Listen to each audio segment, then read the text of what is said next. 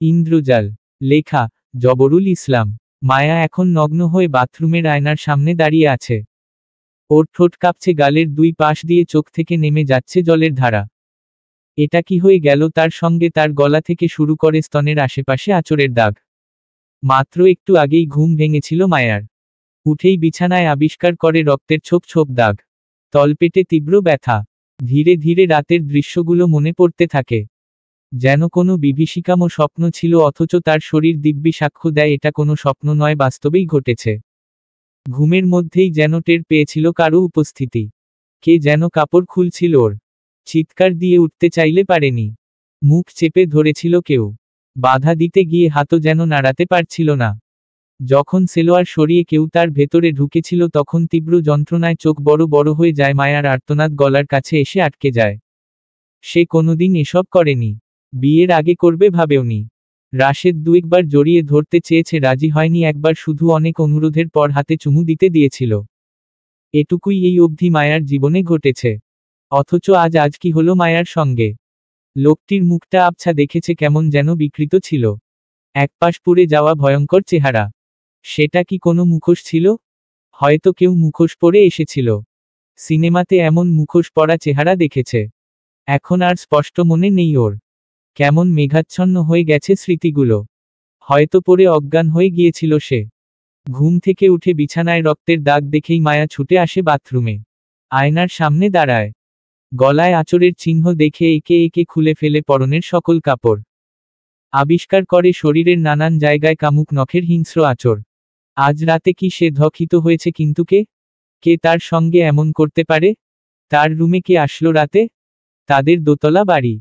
নিচে দুই চাচার পরিবার থাকেন। উপরে শুধু মায়াদের পরিবার আর তার অবিবাহিত আরেকজন চাচা। মায়াদের পরিবারে শুধু ওর বাবা মা আর এক ভাই। আর কেউ তো নেই। অবশ্য বাড়ির আঙিনায় টিনশেটের ঘরে কাজের লোক হামিদ চাচা তার পরিবার নিয়ে থাকেন। আপাতদৃষ্টিতে নিশ্চিত বলা যায় বাইরের কেউ এই বাড়িতে ঢোকার কোনো সুযোগ নেই। তবে অবশ্যই রাতে কেউ তার ঘরে এসেছিল। এবং তার কাছ থেকে কিছু একটা ছিনিয়ে নিয়ে গেছে। এমন কিছু যা একজন নারীর জীবনে সবচেয়ে মূল্যবান সম্পদ, যা আর কখনো ফিরে পাবে না মায়া। কিন্তু এখন কি করবে সে? এই মুহূর্তে মায়ার করণীয় কি? সবাইকে ডেকে বলা? কি বলবে সে? তাকে কেউ ধর্ষণ করছে রাতে? ওরা তো জানতে চাইবে বন্ধ ঘরে মানুষ আসবে কোত্থেকে? সে বারান্দার দিকে দরজা খুলেছিল কি না তা জিজ্ঞেস করা হবে। সবচেয়ে বড় কথা, সবাই তাকেই সন্দেহ করবে। কথাটা মাথায় আসতেই মায়া চমকে ওঠে। আশ্চর্য, পুরো বিষয়টাই তো কাকতালীয়। দোষটা তো রাশেদের দিকেও চলে যেতে পারে। ও আর মায়া মির্জাপুর ডিগ্রি কলেজে পড়ে। মায়াদের গ্রামের নাম নিয়ামতপুর, একদম মির্জাপুর উপজেলা শহরের কাছে। সে এসএসসি নিয়ামতপুর হাইস্কুলেই দিয়েছে। এরপর মির্জাপুর ডিগ্রি কলেজে গিয়ে ইন্টারে ভর্তি হয়। রাশেদ তখন ইন্টার সেকেন্ড ইয়ারে পড়ে। নানান ঘটনাক্রমে মায়ার ইন্টার ফাইনাল পরীক্ষার আগে তাদের সম্পর্ক হয়, তাই ইন্টারমিডিয়েট শেষ হলেও সেখানেই ডিগ্রিতে ভর্তি হয়ে যায় সে। এবার দ্বিতীয় বর্ষে পড়ে মায়া, রাশেদ তৃতীয়। সমস্যাটা হলো মায়ার বিয়ের আলাপ চলছে, তাও মির্জাপুরের এমপির আপন ভাগ্নের সঙ্গে। মায়ার বাবা ইশরাক খান নিয়ামতপুর ইউনিয়নের প্রভাবশালী চেয়ারম্যান। এমপির খুবই ঘনিষ্ঠ ব্যক্তি তিনি। বিয়েটা দিলে ঘনিষ্ঠতা আরও গাঢ় হবে, তাই যেকোনো মূল্যে বিয়েটা দিতে চান। কিন্তু মায়া অসম্মতি জানায়। ব্যাপারটা মোটেও সহজ ছিল না ওর জন্য। অনেক ভয় করছিল, দ্বিধাদ্বন্দ্বে ভুগছিল, তারপর এক পর্যায়ে মাকে বলে ফেলে। এই নিয়ে অনেক ঝড় বয়ে গেছে মায়ার ওপর দিয়ে। শেষমেশ রাশেদের কথাও বলে দিয়েছে। ভেবেছিল বাবা মা রাজি হতে পারেন, যেহেতু রাশেদও বড়লোকের ছেলে। মির্জাপুর বাজারে আলিশান বাড়ি, বাজারে বিরাট বড় শপিংমল আছে। কিন্তু রাজি হননি ইশরাক সাহেব। উল্টো রাশেদকে শাসানো হয়েছে। এসব জটিল অবস্থার ভেতর দিয়েই দিন যাচ্ছে মায়ার। এর মধ্যেই আজ যা ঘটে গেল। এসব বললে ওরা কি বলবেন? সে নতুন কোনো নাটক করছে? যদি উল্টো বলেন তুই বারান্দার দিকে দরজা না খুলে দিলে কেউ রুমে আসবে কিভাবে? নিশ্চয় বারান্দার দরজা খুলে দিয়ে রাশেদকে রুমে এনেছিলি, সেটারই সুযোগ নিয়েছে বদমাইশটা, নিজের সর্বনাশ করে এখন নাটক করছিস। মায়া সিদ্ধান্ত নিল এগুলো আপাতত কাউকে বলবে না। নিজেই খুঁজে বের করবে নরপিশাচটাকে। তার রুমের মেইন দরজা খোলাই ছিল। বাড়ির কেউ সহজেই আসতে পারবে। কিন্তু কে এমন করবে? মায়া পরিবারের কাউকে নিয়ে এমন নোংরা বিষয় ভাবতেই পারে না। এই মুহূর্তে মায়ার রীতিমতো বমি পাচ্ছে। নিজের দেহকে আজ নিজেরই ঘেন্না লাগছে, মনে হচ্ছে শরীর নোংরা অপবিত্র হয়ে আছে। সে আয়নার সামনে থেকে সরে শাওয়ার ছেড়ে নিচে দাঁড়ায়। দীর্ঘ সময় দাঁড়িয়ে থাকে। বারবার সাবান দিয়ে শরীর ঘষতে থাকে। পাগলের মতো ঘষে। তারপর গোসল শেষে রুমে এসে বিছানা চাদরের দিকে তাকিয়ে মনে হলো এটার ব্যবস্থাই আগে করা উচিত ছিল। টান দিয়ে হাতে নিল বিছানা চাদর। তারপর বাথরুমের বালতিতে ভিজিয়ে রাখল এটা। আবার বিছানায় ফিরে এসে কপালে হাত দিয়ে বসে রইল। বসে বসে ভাবতে লাগলো কি করা যায়। তখন ওর মা আছিয়া বেগম এসে বললেন, কিরে নবাবজাদি, ঘুম শেষ হয় না তোর? নিচে আয়, নাশতা কর আয়শা। সে দীর্ঘশ্বাস গোপন রেখে বলল, আসছি আম্মা, যাও তুমি। মায়া এরপর ওড়না মাথায় দিয়ে নিচে যাওয়ার জন্য উঠে দাঁড়তেই ঠিক দরজার সামনে পোড়া মুখে দাঁড়ানো লোকটিকে দেখে রীতিমতো চমকে উঠল। কিন্তু আশ্চর্যের বিষয়, মায়া চোখের পলক ফেলে চিৎকার দিতে যাবে তখনই লোকটি উধাও হয়ে গেল। সে বিস্মিত হয়ে চারদিকে তাকায়। নিজের রুমের আলনার পেছনে দেখে, হাঁটু গেড়ে বসে খাটের তলা দেখে, বাথরুমে ছুটে যায়, কোথাও কিছু নেই। তার কি হ্যালুসিনেশন হয়েছে? নিশ্চয় তাই। দুশ্চিন্তার জন্য এমন হতে পারে। নিজেকে শান্ত করে বুক ভরে শ্বাস নেয় মায়া। তারপর নিচে চলে যায়। সিটিং রুমের সোফায় বসে ছোট চাচা সাদিক পত্রিকা পড়ছেন। তরুণ রাজনীতিবিদ, একটা রাজনৈতিক যুব সংগঠনের নেতা। মায়া কিছু না বলে সামনে দিয়ে কিচেনের দরজার কাছে গিয়ে মনে হলো ছোট চাচা ওর দিকে তাকিয়ে আছেন। মায়া হুট করে পিছু ফিরে তাকাতেই চোখাচোখি হলো সত্য, ছোট চাচা তার দিকে তাকাচ্ছিলেন। সে ইতস্তত করে নিতম্বের দিকের কামিজ টেনে দেখল ঠিক আছে কিনা। তারপর কিচেনে চলে এলো। মেজো চাচি তাকে দেখে বললেন, মায়া বসো, নাশতা করো। সবাই নাশতা করে ফেলেছে নাকি চাচি? বলে চেয়ার টেনে মায়া গিয়ে বসে। 10টা বাজে, করবে না? মায়া মাথা নাড়ল। 10টা হয়ে গেছে এটা খেয়াল করেনি সে। চুপচাপ নাশতা করে কিচেন থেকে বের হয়। ছোট চাচার সঙ্গে পুনরায় চোখাচোখি হলো। কিরে, ক্লাসে যাবি না? ঘুম থেকে উঠতে এত দেরি কেন? বুঝতে পারিনি এত বেলা হইছে বলে সে বুকের ওড়না ঠিক করে পাশ কাটিয়ে চলে আসে। কিন্তু মায়ার মনে হয়েছে চাচা কথা বলার সময় তার বুকের দিকে যেন তাকিয়েছেন। তাহলে কি ছোট চাচা তার রুমে গিয়েছিলেন? তিনি তো উপরেই থাকেন, চাইলেই যেতে পারবেন। কিন্তু সঙ্গে সঙ্গে আবার নিজের এই ভাবনার জন্য নিজেকে ধিক্কার দিল, ছোট চাচা এমন কাজ করতেই পারেন না। সে নিজের চাচাকে নিয়ে এটা কি করে ভাবতে পারল। মায়া নিজের রুমে চলে এলো। এসে বিছানায় উপুর হয়ে শুয়ে সবকিছু নিয়ে ভাবছে। কিছুই মাথায় ঢুকছে না। কে এরকম করতে পারে? বারবার এখন ছোট চাচার দিকে সন্দেহ চলে যাচ্ছে। উনার চাহনি অবধি যেন সন্দেহজনক ছিল। বুকে বা নিতম্বের দিকে তাকানোর কারণ কি? বান্ধবী রেশমা তাকে একদিন বলেছিল সে হাঁটলে পেছনের ভাঁজ ফুটে উঠে। তাকে পিছু থেকে দেখলে নাকি অনেক জুসি লাগে। বাজে কথা বলার জন্য খুব বকেছিল সেদিন। কিন্তু আজ মনে হচ্ছে সত্য। তাহলে কি এজন্যই চাচা দেখছিলেন? তা কি করে সম্ভব? মায়া রুমে এসে মোবাইল হাতে নেয়। ইন্টারনেট অন করে। সঙ্গে সঙ্গে রাশেদের কিছু মেসেজ আসে। মায়া, এসব কি বলছো তুমি? আমি এখন কি করে বিয়ের আলাপ দিব? তোমার পরিবার আমাকে শাসাইছে। আমি এখন বিয়ে করতে না পারলে তুমি পরিবারের কথায় রাজি হয়ে যাবে মানে কি? মায়া, আমাকে তুমি মিনিমাম 2 বছর সময় দাও। মায়া এসব মেসেজের রিপ্লাই দিল না। সে রাতে ওকে বলেছিল বিয়ের আলাপ না দিলে বিয়েতে সম্মতি দিয়ে দেবে। এগুলোরই রিপ্লাই দিয়েছে রাশেদ। মায়া হোয়াটসঅ্যাপ থেকে বের হয়ে গুগলে গিয়ে সার্চ দিল, পরিবারের লোক দ্বারা কি কোনো মেয়ে ধর্ষিত হওয়া সম্ভব? মায়া অনেক আর্টিকেল পেল। সবগুলো পড়ে তার গলা শুকিয়ে গেল। এবার সে কিছু একটা ভেবে সার্চ দিল, চাচার দ্বারা ভাতিজি ধর্ষিত। এবার সে প্রচুর নিউজ পেল এই শিরোনামে। মায়া পড়তে পড়তে শুকনো ঢোক গিলে বুক ধরফর করতে শুরু করে। সে সন্দেহ থেকে উঠে দাঁড়ায়, ছোট চাচার রুমের দিকে যায়। পর্দা সরিয়ে উকি দিল ভেতরে রুমটা ছিমছাম গুছানো। সে আলনা, ওয়ার্ড্রোব, ড্রয়ার, বিছানার নিচ সবকিছু পাগলের মতো খুঁজতে শুরু করল। কিছু একটা তো পাবে নিশ্চয়। মাথা নিচু করে খাটের নিচে তাকাতে যাবে তখনই কারো গলা শুনে কেঁপে উঠল সে। কিরে, এখানে কি খুঁজিস? মায়া মাথা তুলে দাঁড়িয়ে ছোট চাচাকে দেখে আমতা আমতা করতে শুরু করল। কি বলবে বুঝে উঠতে পারছে না সে। কিরে, কি হলো, কিছু বলছিস না যে? খাটের তলায় কি খুঁজিস? আর তোর গলায় কিসের দাগ দেখা যায়? মায়া শুকনো ঢোক গিলে বলল, বিড়াল খুঁজছিলাম। একটা কালো বিড়াল। এটা রাতে আমাকে গলায় আঁচড় দিছে। এখন দেখলাম এদিকে আসছে। তাই খুঁজে খুঁজে তোমার রুমে এসেছি। কথাটি বলেই সে বের হয়ে আসলো। ছোট চাচা বিড়বিড় করে কি বলছেন খেয়ালি করল না সে। রুমে এসে হাঁপাতে হাঁপাতে এক গ্লাস পানি খেয়ে বিছানায় গিয়ে বসে। কিছুই তো পেল না। পোড়ামুখ তার স্পষ্ট মনে আছে। কিন্তু সেটা নিশ্চয় মুখোশ ছিল। না হলে এরকম চেহারার মানুষ এখানে কোত্থেকে আসবে? কিছুই মাথায় ঢুকল না মায়ার। পরদিন বিকেলে মায়ার বড় ভাই রফিক বাইরে যাচ্ছে। মায়া তখন বারান্দায় ছিল। রফিক আচমকা ওর নিতম্বে ব্যাট দিয়ে আলতো করে বাড়ি দিয়ে বলল চক্কা। সে উফ করে উঠল। রফিক কিছু হয়নি এমন একটা ভান করে বের হয়ে চলে গেল। মায়ার মাথায় তখন নানান চিন্তা ঘুরতে শুরু করল। ভাইয়া তাকে ব্যাট দিয়ে এই জায়গায় আঘাত করল কেন?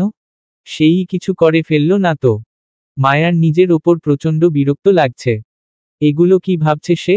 তার ভাই এরকম করতে পারে? এটা কোনোভাবেই সম্ভব না। আবার গুগলে সার্চ দিয়ে দেখা সেসব নিউজের কথা মনে পড়ে গেল। সন্দেহ মাথা ঝাড়া দিয়ে উঠে ওর। ছুটে যায় রফিকের রুমে, গিয়ে সবকিছু খুঁজে সে। কিছুই নেই। মোবাইলটা শুধু বালিশের পাশে। এটার প্যাটার্ন সে জানে, দেখেছিল সেদিন। দ্রুত খুলল মায়া। কেন ফোন ঘাঁটছে সে জানে না। গ্যালারিতে গেল, হোয়াটসঅ্যাপ মেসেঞ্জারে গেল। তেমন কিছু নেই। গেল ব্রাউজারের সার্চে। গিয়ে চোখ ছানাবড়া হয়ে গেল। অসংখ্য বাজে শিরোনামে সার্চ। সবই যৌন বিষয়ে। তার ভাইয়ের চিন্তা ভাবনা এমন এত বিকৃত, ভাবতেই অবাক হয় মায়া। তাহলে কি সেই এমন করেছে? করতেও তো পারে। এই তুই এখানে কি করিস? মায়া আঁতকে উঠে তাকায়।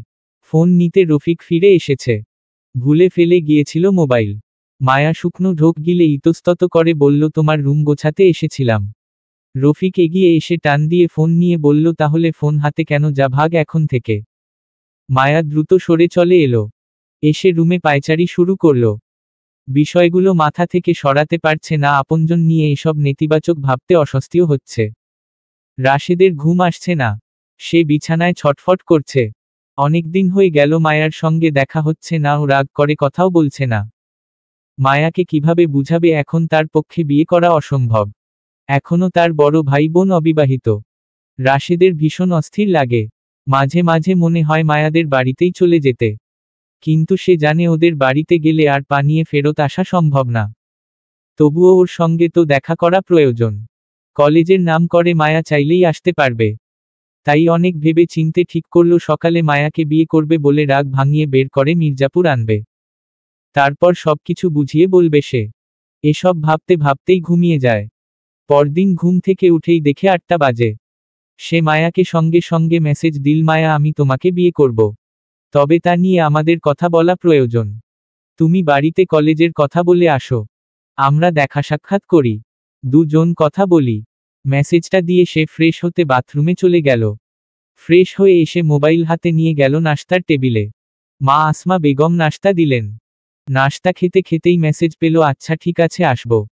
আমিও ভাবছিলাম দেখা করা দরকার। আমার কিছু বিষয় শেয়ার করা দরকার। 10:30টার ভেতরে মির্জাপুর পার্কেই আসছি। ওকে জান thank you. Maya love react দিল মেসেজে। রাশেদ রেডি হয়ে একটু আগেই পার্কে চলে এলো। বেঞ্চে বসে অপেক্ষা করছে মায়ার। ও আসতে আসতে 11টা হয়ে গেল। কিন্তু ওকে পার্কের গেইট দিয়ে আসতে দেখে ভীষণ অবাক হলো রাশেদ। মাত্র 2 সপ্তাহে মায়ার চেহারারে কেমন হাল, চোখের নিচে কালি। চেহারা মলিন ফ্যাকাশে। কেমন অদ্ভুত অস্বাভাবিক লাগছে। বিয়ে নিয়ে কি তাহলে খুবই ঝামেলায় আছে মেয়েটি? হেসে হেসে তার পাশে এসে বসে বলল কখন এলে? 10:30টায়। দেরি করে ফেললাম। তা ঠিক আছে কিন্তু তোমার এই অবস্থা কি মায়া? ঘুমাও না? মায়া দীর্ঘশ্বাস গোপন করল। রাশেদ পুনরায় বলল তুমি যেন কি শেয়ার করতে চাইছিলে। মায়া বিষয়গুলো কিভাবে বলবে বুঝতে পারছে না। তাই ইতস্তত করে বলল আচ্ছা আমার এসব থাক। তুমিই বলো কি বলতে ডাকলে। রাশেদ আস্তে আস্তে মায়ার হাতটা ধরল। ধরে বলল দেখো তোমাকে আমি অবশ্যই বিয়ে করতে চাই। কিন্তু আমার বড় এক ভাই এক বোন বিয়ের বাকি। এখন আমি কি করে বিয়ে করি বলো? মায়া তার হাতটা ছাড়িয়ে নিল। সে আসলে আপাতত বিয়ের বিষয়ে মোটেও চিন্তিত না। মায়া সামনের দিকে শূন্যদৃষ্টিতে তাকিয়ে থেকে বলল ওই বিয়েটা নিয়ে চিন্তার কিছু নেই, হবে না বিয়ে। খুশিতে প্রায় লাফিয়ে উঠে রাশেদ বলল কি? সত্যি বলছো? হ্যাঁ, ওই এমপির ভাগ্নে ফরিদকে গতকাল ভোরে তার রুমে ফ্যানের সাথে ঝুলে থাকা অবস্থায় পাওয়া গেছে। বলো কি মায়া, ফ্যানের সাথে ঝুলে থাকা মানে? মানে গলায় ফাঁস দিয়েছে। তা কেন? আত্মহত্যা করল কেন? মায়া চুপ করে রইল। নিজেও বুঝতে পারছে না কি হচ্ছে। পরশুদিন রাতে সে অদ্ভুতভাবে স্বপ্নে দেখেছে ওই ছেলেকে পোড়া মুখের একটি লোক গলায় রশি বেঁধে মরুভূমি দিয়ে টেনে নিয়ে যাচ্ছে। তারপর ভোরে ঘুম থেকে উঠে বিষয়টা জানতে পারল, সেই বিকৃত চেহারার মানুষটিই তাকে ধর্ষণ করেছিল। রাশেদ তারা দিল আত্মহত্যা কেন করল বলো? তা আমি কি করে জানব? কোনো চিরকুট লিখে রাখেনি? না। আমাদের জন্য সুবিধা হয়েছে, তবুও বিষয়টা দুঃখজনক। মায়া কোনো কথা বলল না। সে এসেছিল তার কিছু কথা শেয়ার করে হালকা হতে। কিন্তু এখন সেসব বলতে পারছে না। যেরকম সহজে বলতে পারবে ভেবেছিল, এখন তা আরো জটিল মনে হচ্ছে। তাই হঠাৎই উঠে যেতে মন চাইল। দাঁড়িয়ে বলল, আচ্ছা যাই রাশেদ, তুমি হাতে সময় পেয়েছ, নিজেকে গুছাও এখন। রাশেদ ওর হাত ধরে বসিয়ে বলল, আরে এখনই যাবি কি? চলো কোনো রেস্টুরেন্টে গিয়ে বসি। এদিকে তো এখন কোনো বাদামওয়ালাও আসছে না। না, রেস্টুরেন্টে যাওয়ার দরকার নেই। তাহলে লেকের দিকে যাই, হাঁটি। তোমার মন ভালো হবে। মাও স্বাভাবিক হতে চায়। তাই ভাবলো একটু হাঁটাহাঁটি করা যাক। পার্কের উত্তর দিকে ছোট্ট লেক আছে। দুজন হেঁটে হেঁটে সেদিকে গেল। লেকের পাড়ে একটা নারিকেল গাছের সামনে গিয়ে রাশেদ বলল, দাঁড়াও একটা সেলফি তুলি। চেহারা ছবির অবস্থা ভালো না বলে মায়া প্রথমে না করলেও পরে রাজি হয়ে গেল। রাশেদ সেলফি তোলার জন্য তার ফোনটা উপরে তুলে। মিষ্টি হেসে মায়া ফোনের দিকে তাকিয়েই চমকে ওঠে। সে পলকেই পিছু ফিরে তাকায়, কিছু নেই। রাশেদ অবাক হয়ে বলল, আরে হঠাৎ তোমার কি হয়েছে? কি খুঁজছ? মায়া ওর দিকে তাকিয়ে বলল, তুমি সেলফি তোলার সময় পোড়ামুখের কাউকে আমার ঠিক পেছনে দেখোনি? অদ্ভুত, আমি এমন কিছু দেখিনি তো। আমি তো সেলফি ক্যামেরায় সেটা দেখলাম। রাশেদ সেলফিটা বের করে বলল, কই? তুমি পেছনে তাকানোর আগেই ক্লিক করে দিছিলাম। এখানে তৃতীয় কেউ তো নেই। মায়া ওর কোনো কথা শুনল না। তার মাথায় চিন্তার ঝড় বয়ে যাচ্ছে। কোনো অঘটন ঘটবে নিশ্চয়, তার মন বলছে বিকৃত এই চেহারার লোকটি হয়তো রাশেদেরও ক্ষতি করবে, যেভাবে ফরিদকে শেষ করেছে। খানিকক্ষণ চুপ থেকে কিছু একটা ভেবে মায়া বলল, যাই হোক, তোমার সাথে শেষবার একটু সময় কাটালাম। তোমাকে এটাই বলতে এসেছিলাম, আমাদের আর সম্পর্ক রাখা সম্ভব না। আমি এখন যাচ্ছি। আমার সঙ্গে কোনো যোগাযোগ রাখার চেষ্টা করবে না বলেই সে হাঁটতে শুরু করল। রাশেদ বিস্মিত হয়ে ছুটে গিয়ে হাত ধরে বলল, হঠাৎ কি হলো মায়া? একটু আগেই তো ঠিকঠাক ছিলে। কথাটি শেষ করতে পারল না সে। ঠাস করে গালে চড় দিল মায়া। দিয়ে বললে, হাত ধরবে না আমার। তোমার সাথে আমার পরিবার বিয়ে দেবে না, এটা ওরা জানিয়ে দিয়েছে তোমাকে। আমিও আজ ব্রেকআপ করতে এসেছিলাম। সুতরাং আমার সঙ্গে কোনো যোগাযোগ করবে না তুমি। গালে হাত দিয়ে কিংকর্তব্যবিমূঢ় হয়ে দাঁড়িয়ে রইল রাশেদ। মায়া দ্রুত পার্ক থেকে বের হয়ে চলে গেল। এটা তার সঙ্গে কি ঘটে গেল কিছুই যেন বুঝতে পারছে না সে। মায়া বাসায় এসে ঢুকতেই ওর বাবা সোফা থেকে উঠে এসে তাকে হুট করে চড় মেরে বসলেন। মায়া বিস্মিত হয়ে গেল, যেন একটু আগের ঘটনার পুনরাবৃত্তি হলো। কি হয়েছে আব্বা? তুই আমাদের বলদ পেয়েছিস? কলেজের কথা বলে কই গিয়েছিলি? কলেজেই গিয়েছিলাম। আমার মাথা ব্যথা করছে বলে তাড়াতাড়ি চলে এসেছি। বেইমানের বাচ্চা, তাইলে পার্কে কি করছিলি বলে ইশরাক খা আবার ওকে মারতে আসতে চাইলে আছিয়া বেগম এসে স্বামীকে ফিরিয়ে নিয়ে মেয়েকে ধমকের সুরে বললেন, উপরে যা হারামজাদি, মুখে মুখে তর্ক করে আবার। মায়া দ্রুতপদে ঝাপসা চোখে এখান থেকে চলে যায়।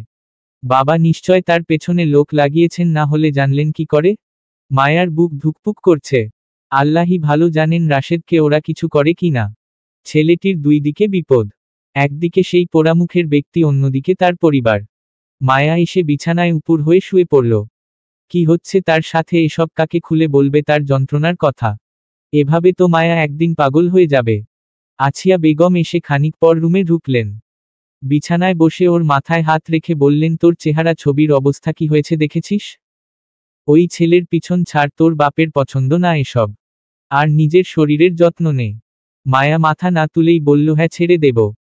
কিন্তু ফরিদ তো আর নেই, তাহলে আব্বা এত মাথা ঘামাচ্ছে কেন? আরে বোকা, ফরিদ নেই তো কি হয়েছে? এরকম আরো ভালো কোনো পরিবারের ছেলে দেখবে তোর বাপ। মায়া বলতে চাইছিল রাশেদও তো ভালো পরিবারের ছেলে, কিন্তু বলল না।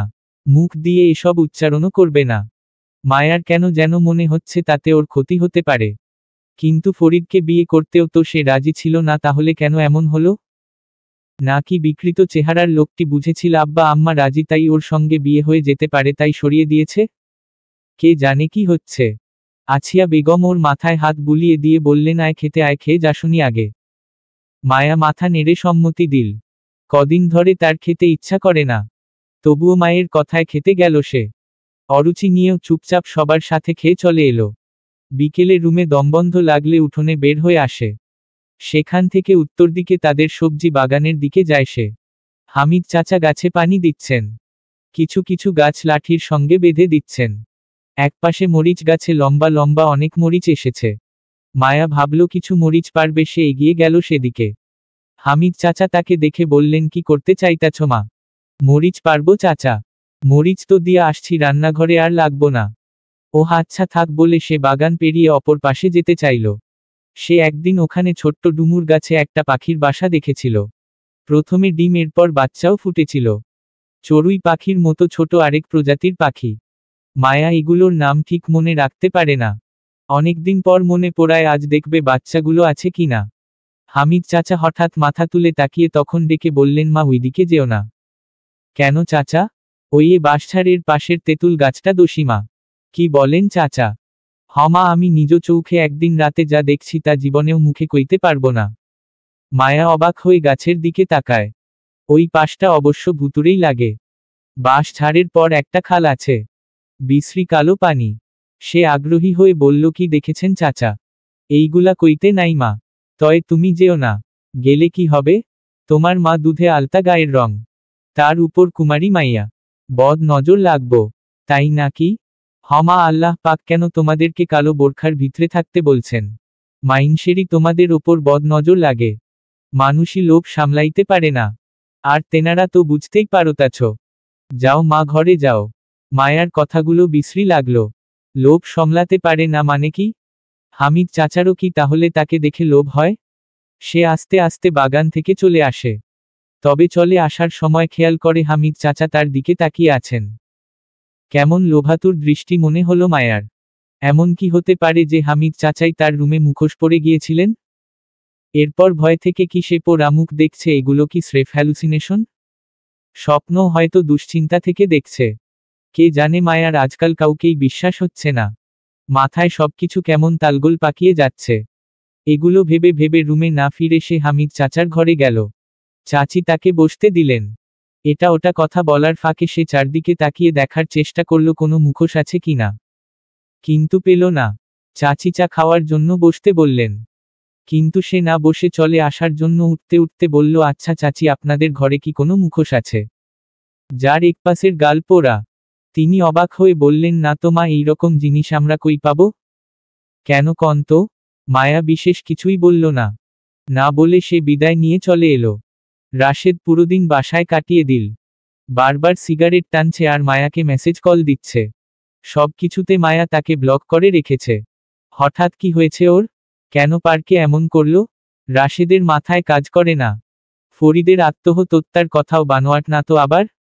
তাকে বানিয়ে বলে বোকা বানিয়ে কি বিয়ে বসে যেতে চাচ্ছে মায়া? এমন করার তো কথা না। নিজেকে শান্ত রাখতে সে গান শুনছে, ছাদে গিয়ে পায়চারি করছে, মুভি দেখছে। তবুও ওর দুর্ব্যবহার মাথা থেকে সরাতে পারছে না। হুট করে কেন এমন করবে? সবকিছুতে ব্লকই বা কেন দেবে? রাশেদ রাতে খাবারটা অবধি খেতে পারল না। অর্ধেক রাত মায়ার ছবি আর পুরনো মেসেজগুলো পড়ে সে কাটিয়ে দিল। ঘুম এলো 2:30টায়। ঘুম থেকে যখন উঠল তখন বাইরে ঝকঝকে রোদ। বাথরুমে গিয়ে ফ্রেশ হয়ে নাস্তা করল। এরপর শার্ট প্যান্ট পরে নিজের অজান্তেই যেন বাইরে বের হলো সে। হেঁটে হেঁটে ঘন্টা খানেকের ভেতরে নিয়ামতপুর চলে এলো। একটা টং দোকানের বেঞ্চে বসল সে। ঘেমে নিয়ে একাকার অবস্থা। মামা স্পিড আছে? আছে। ঠান্ডা দেখে দেন। লোকটি স্পিড তার দিকে বাড়িয়ে দিল। সে হাতে নিয়ে টাকা দিল। তারপর তাকালো সামনের দোতলা সাদা বাড়িটির দিকে। মায়াদের বাড়ি। কেন এসেছে সে জানে না। ওকে যে দেখতেও পাবে এমন কোনো নিশ্চয়তা নেই। তবুও কেন যেন ইচ্ছা করছিল আসতে। এখন বাড়িটির দিকে তাকিয়ে থাকতেও ভালো লাগছে। ভাগ্য ভালো থাকলে মায়াকে বারান্দায় বা উঠানে দেখাও যেতে পারে। কিংবা মায়া দেখতে পেয়ে আসতেও পারে। ওকে দেখতে পেলে সে কল দেওয়ার জন্য ইশারা করবে। শুধু আনব্লকটা করাতে পারলেই হয়। সে স্পিড খেতে খেতে মায়াদের বাড়ির সামনে দিয়ে গেল। কাউকে দেখা যাচ্ছে না। দক্ষিণ দিক দিয়েও গেল। বাড়ির দিকে তাকিয়ে তাকিয়ে হাঁটল খানিকক্ষণ। ছাদ, জানালার গ্লাস এসব দেখা যাচ্ছে, কিন্তু মায়ার দেখা নেই। তার মধ্যে অসহ্য রকম অস্থিরতা শুরু হয়। দমবন্ধ লাগে। একটু তো কথা বলবে মেয়েটা। কি হয়েছে বলবে তো। রাশেদের ইচ্ছা করছে বাসায় চলে যেতে কিংবা এখান থেকে ডাক দিয়ে দিতে।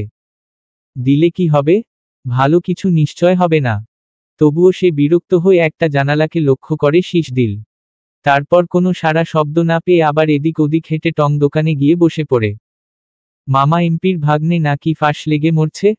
জানেন নাকি? এমপির ভাগ্নাকে তো চিনি না মামা। ও আচ্ছা। তয় কাল একবার শুনছিলাম কে জানি ফ্যানে ফাঁস লাইগা মরছে।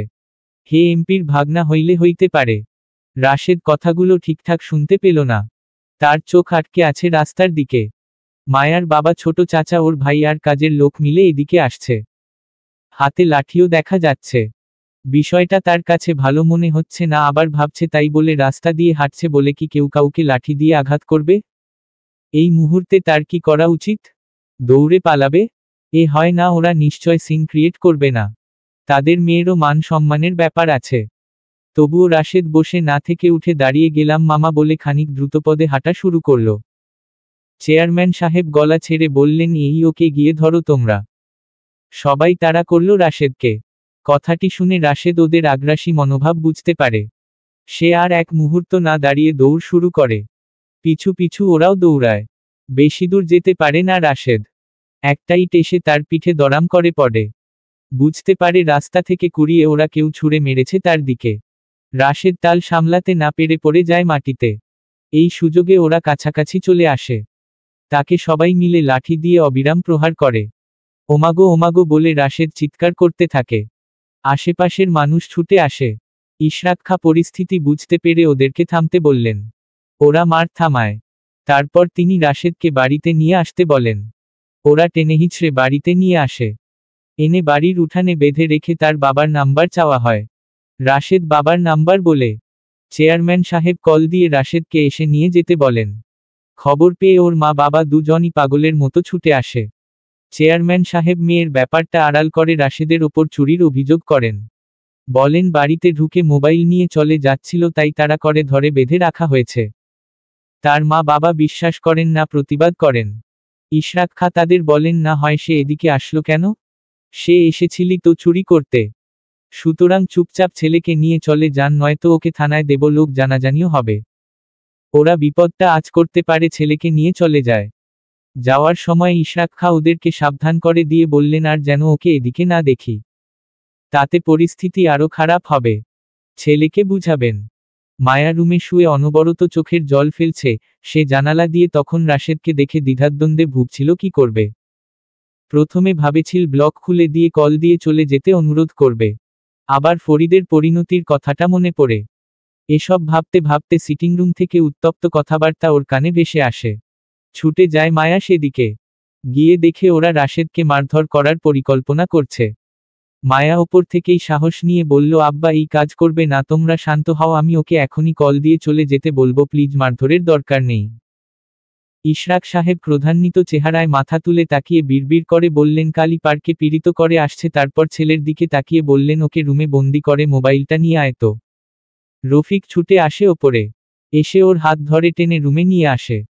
মায়া ভাইকে নানাভাবে অনুরোধ করতে থাকে, কিন্তু কোনো জবাব দেয় না রফিক। বালিশের পাশ থেকে মায়ার মোবাইলটা নিয়ে বাইরে থেকে দরজা বন্ধ করে করে চলে যায় সে। এরপর আর কিছুই জানে না মায়া। শুধু জানে খুব খারাপ কিছুই হয়েছে। তার কারণেই হয়েছে। কুসংস্কারে বিশ্বাস করে একটা স্বপ্নের সঙ্গে ফরিদের মৃত্যুকে মিলিয়ে রাশেদের সঙ্গে সবকিছু থেকে বিচ্ছিন্ন হওয়া উচিত হয়নি। এমন না করলে মানুষটা এদিকে এসে আজ বিপদে পড়ত না। দুপুরে আছিয়া বেগম এসে দরজা খুলে তাকে বললেন, এই গোসল কর, গোসল করে খা। ওই পোলার চিন্তা মাথা থাইকা ফেলে দে। প্রথমে রাগ করে কিছু বলতে গিয়েছিল মায়া। আবার ভাবল না, এসব করে ঝামেলা বাড়াতে চায় না সে।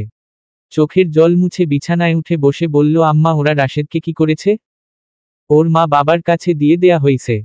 তোর এগুলো নিয়ে ভাবা লাগবে না। গোসল কর, চেহারা সুরত আয়নায় গিয়া দেখ। ওকে কি মারধর করা হইছে? তোকে না বলেছি পীড়িত বাদ দিতে?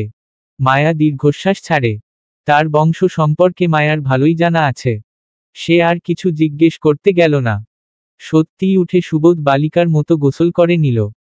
আছিয়া বেগম রুমে এনে ভাত দিলেন, তাও চুপচাপ খেল। মায়া শুধু চাচ্ছে সবকিছু স্বাভাবিক হয়ে যাক। বিকৃত চেহারার কারো ছায়া স্বপ্নে কিংবা বাস্তবে আর তার জীবনে না পড়ুক। রাশেদ আর কখনো তার পরিবারের দ্বারা আঘাতপ্রাপ্ত না হোক। সন্ধ্যা পর থেকে মায়ার দরজা খোলা রাখা হলেও মোবাইল আর ফেরত পেল না সে। তবুও স্বাভাবিকভাবে সবার সঙ্গে রাতেও খাবার খেল। ঘুমানোর আগে আছিয়া বেগম এলেন। এসে তাকে অনেক বুঝালেন। মায়া সবশেষে বলল, আম্মা, ওকে মারধর করা বা ওর অভিভাবক এনে বিষয়টা বড় করা উচিত হয়নি। মোবাইল থাকতে বাসার সামনে এসে উকি ঝুঁকি কেন মারতে গেল? কারণ ও মোবাইলে আমাকে পাচ্ছিল না। গতকাল পার্কে গিয়ে আমি সম্পর্ক শেষ করে এসেছি। আছিয়া বেগম মেয়ের মাথায় হাত বুলিয়ে দিয়ে বললেন, এই তো ভালো কাজ করেছিস। কিন্তু দেখ, তবুও গোলামের পুত বাসার সামনে চলে এসেছে। ওর মা খাওয়া ঠিক হইছে? উচিত শিক্ষা হইছে? মায়া আর কিছু বলতে গেল না বলে লাভ নেই বুঝে। আপাতত ফরিদ নেই, বিয়ের চাপ নেই। তাই রাশেদকে নিয়ে ঝামেলা করে অশান্তি বাড়ানোর মানে হয় না। শেষ অবধি মায়া শুধু বলল, ওর সাথে যেহেতু আমার সম্পর্ক নেই, 2 দিন পাগলামি করলেও ভুলে যাবে। তুমি আব্বাকে বুঝিয়ে বলবে প্লিজ। ওকে মারধর বা কোনো হয়রানি যেন না করে। বইল, আমার সবকিছুতে ওকে ব্লক করে দিয়েছি। আচ্ছা ঠিক আছে, তুই আর ওই ছেলের নাম মুখে না আনলে, দেখা সাক্ষাৎ না করলে। কেউ কিছু করবে না। আমি তোর বাপকেও বুঝিয়ে বলবো বলে তিনি চলে যান।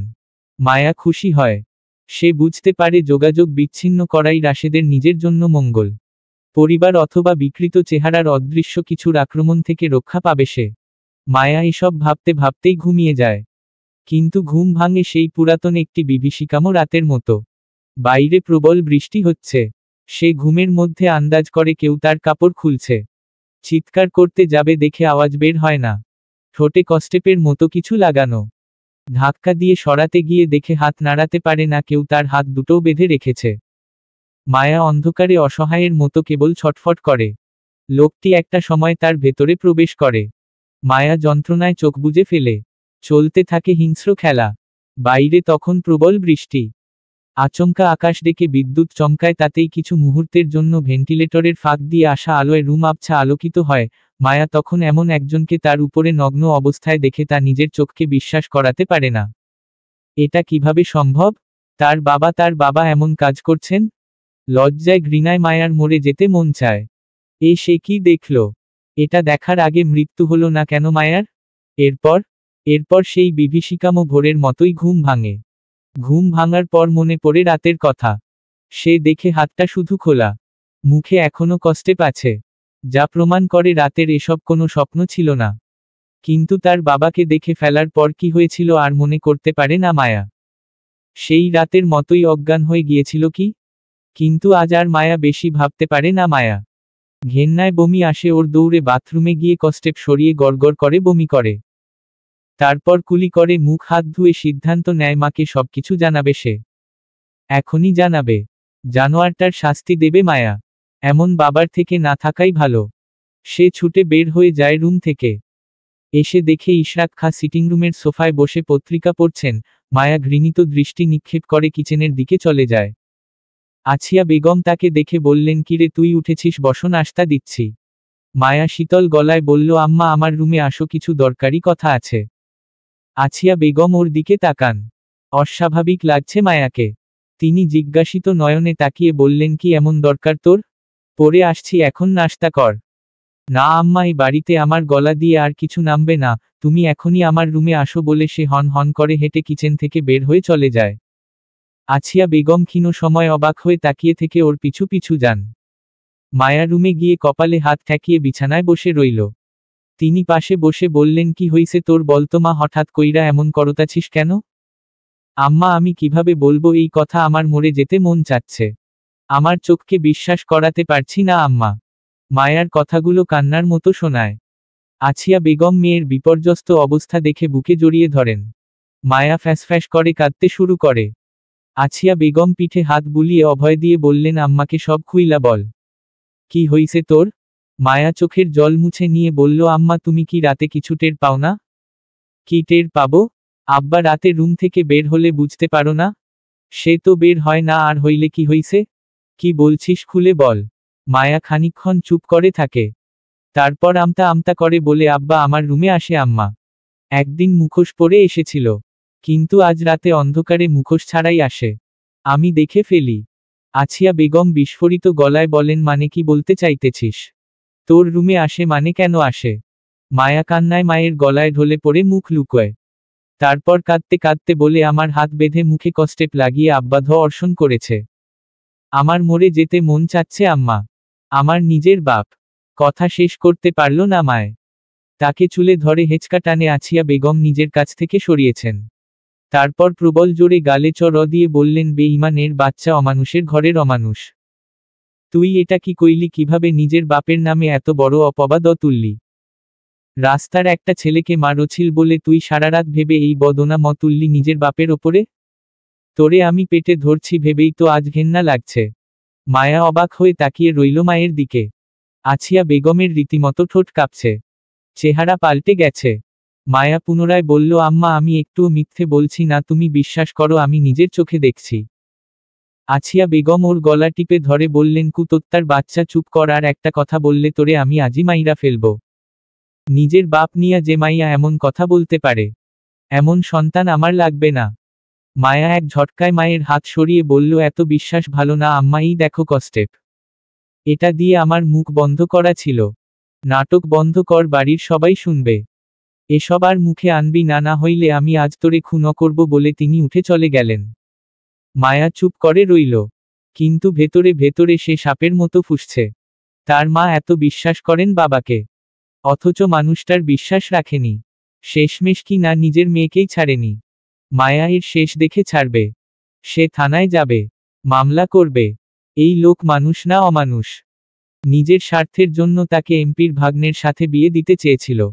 রাশেদকে অকারণ শাসিয়েছে, মারধর করেছে। অথচ আজ নিজের মেয়েরই ইজ্জত নষ্ট করেছে।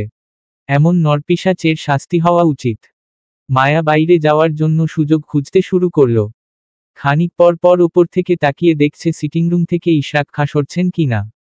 মিনিট 30 পর তিনি নিজের রুমে চলে গেলেন।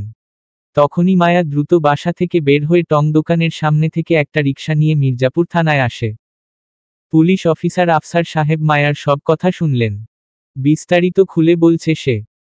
কিন্তু যখনই বলল বাইরে খুব বৃষ্টি হচ্ছিল, হঠাৎ বিদ্যুৎ চমকালে আমি দেখতে পাই আব্বাকে, তখনই তাকে থামিয়ে দেন আফসার সাহেব, দিয়ে বললেন, আপনি কি শিওর বাইরে বৃষ্টি হচ্ছিল আর বিদ্যুৎ চমকানোতে রুম আলোকিত হয়েছিল? হ্যাঁ, আমি শিওর তখন বৃষ্টি হচ্ছিল। আসমানের ডাক অবধি শুনেছি। আফসার সাহেব বললেন, আপনার বাবাকে আমি চিনি। আমি অবাক না হয়ে পারছি না। আপনি মেয়ে হয়ে এসব কি অভিযোগ করছেন? মানে কি আমি এত বড় অপরাধ গোপন করে রাখব? আপনি হয়তো স্বপ্ন দেখেছেন। গতকাল রাতে বৃষ্টি কোথায় হলো? রাতে তো কোনো বৃষ্টি হয়নি। বিদ্যুৎও ছিল। হয়তো আপনি ঘুমেছিলেন তাই টের পাননি। অথবা শুধু নিয়ামতপুর বৃষ্টি হয়েছে। কথায় যুক্তি আছে বলে আফসার সাহেব একজন কনস্টেবলকে ডেকে আনলেন। এনে বললেন, আপনার বাড়ি তো নিয়ামতপুর, গতকাল রাতে কি বৃষ্টি দিয়েছে? না তো স্যার, আমার বাড়িতে টিনের চাল। বৃষ্টি হলে তো শুনতাম। তাছাড়া বাইরেও তো ভেজা দেখলাম না। দেখলেন তো মিস মায়া, আপনি স্বপ্ন দেখেছেন। আর যে অভিযোগ করতে এসেছেন এটা অনেক বড় ঘটনা। নিশ্চিত না হয়ে এগুলো বলে বেরাবেন না। শুনুন স্যার, আমি নিশ্চিত হয়েই বলছি। আপনি কেস নিন। আমি স্বপ্ন দেখলে ভোরে আমার মুখে কষ্টে পেতাম না। আফসার সাহেব ক্ষীণ সময় পর বললেন, আচ্ছা আপনি একটু অপেক্ষা করুন, আসছি বলে তিনি উঠে বাইরে গিয়ে মিনিট 20 পর ফিরে এলেন। এসে বললেন, মিস মায়া, আপনি একটু বারান্দায় গিয়ে বসুন। আপনার সঙ্গে বিস্তারিত কথা বলবো আমি। এখন যান। মায়া ইতি উতি করে বাইরে যায়। গিয়ে অপেক্ষা করে। তাদের গ্রামের একজন মহিলাকে দেখতে পেয়ে মায়া ইতস্তত করে বলে, আচ্ছা গত রাতে কি বৃষ্টি হয়েছে? মহিলা না করল। মায়া নিশ্চিত হয়ে বলতে বললে মহিলা জানায় তাদের গরু রাতে পাহারা দিতে হয়। গত রাতে 1টার দিকে গরু চুরি হয়েছে। 2টার সময় এসে চেক করে দেখে নেই। তখন বের হয়ে উঠান ভেজা দেখেনি। এরপর তো পুরো রাত চারদিকে গরু খুঁজে কেটে গেছে।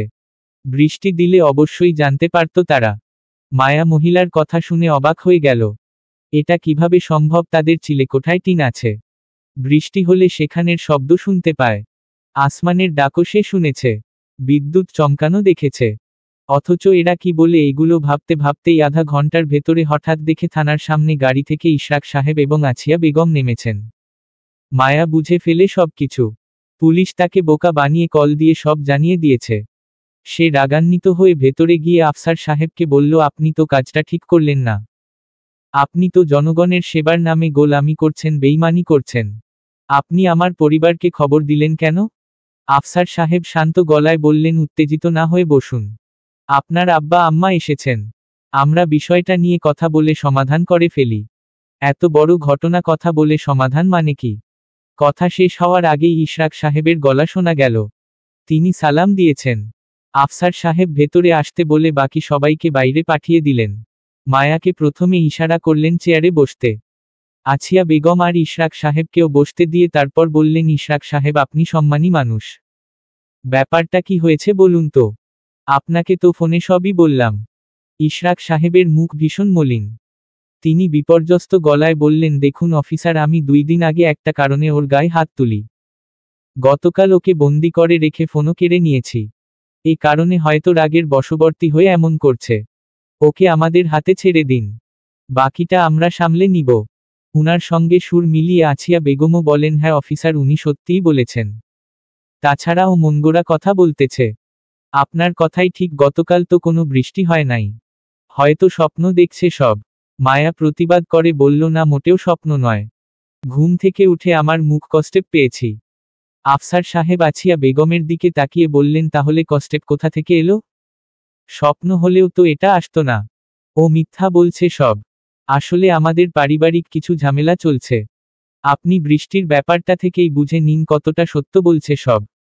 আফসার সাহেব ক্ষীণ সময় পর বললেন, গতকাল এদিকে বৃষ্টি হয়নি, আমি একটু আগে আবহাওয়া অধিদপ্তর থেকেও জেনে নিয়েছি। ইশরাক সাহেব শান্ত গলায় বললেন, অফিসার, আপনার প্রতি আমরা কৃতজ্ঞ। এখন অনুমতি দিলে মেয়েকে নিয়ে যেতে চাই। এগুলো আমরা বাড়িতে সমাধান করে নিব। ওর মাও তাই চায়। আফসার সাহেব সম্মতি দিলেন। আছিয়া বেগম গিয়ে মেয়ের হাত ধরলেন। রাশেদের সঙ্গে কিছু একটা হচ্ছে, খুব খারাপ কিছু। তার বাবা মা তাকে নিয়ে এখন একজন ওঝার কাছে যাচ্ছেন। মির্জাপুর মহাজনপট্টিতে শাহ আমজদ বাদশার ঠিকানা। তাদের উপজেলায় খুব নাম ডাকেই ওঝার। ইছমত সাহেব আর রুবাইয়া বেগম রাতে ঘুমিয়েই ছিলেন। মাঝরাতের দিকে হঠাৎ রাশেদের চিৎকার শুনে তারা দৌড়ে গিয়ে দেখেন ও বিছানায় অজ্ঞান হয়ে পড়ে আছে। মুখ দিয়ে ফেনা বের হচ্ছে। ইছমত সাহেব ছেলের মাথা কোলে নিয়ে বললেন, রুবাইয়া, পানি নিয়ে আসো তাড়াতাড়ি। উনি গিয়ে গ্লাসে করে পানি নিয়ে আসেন।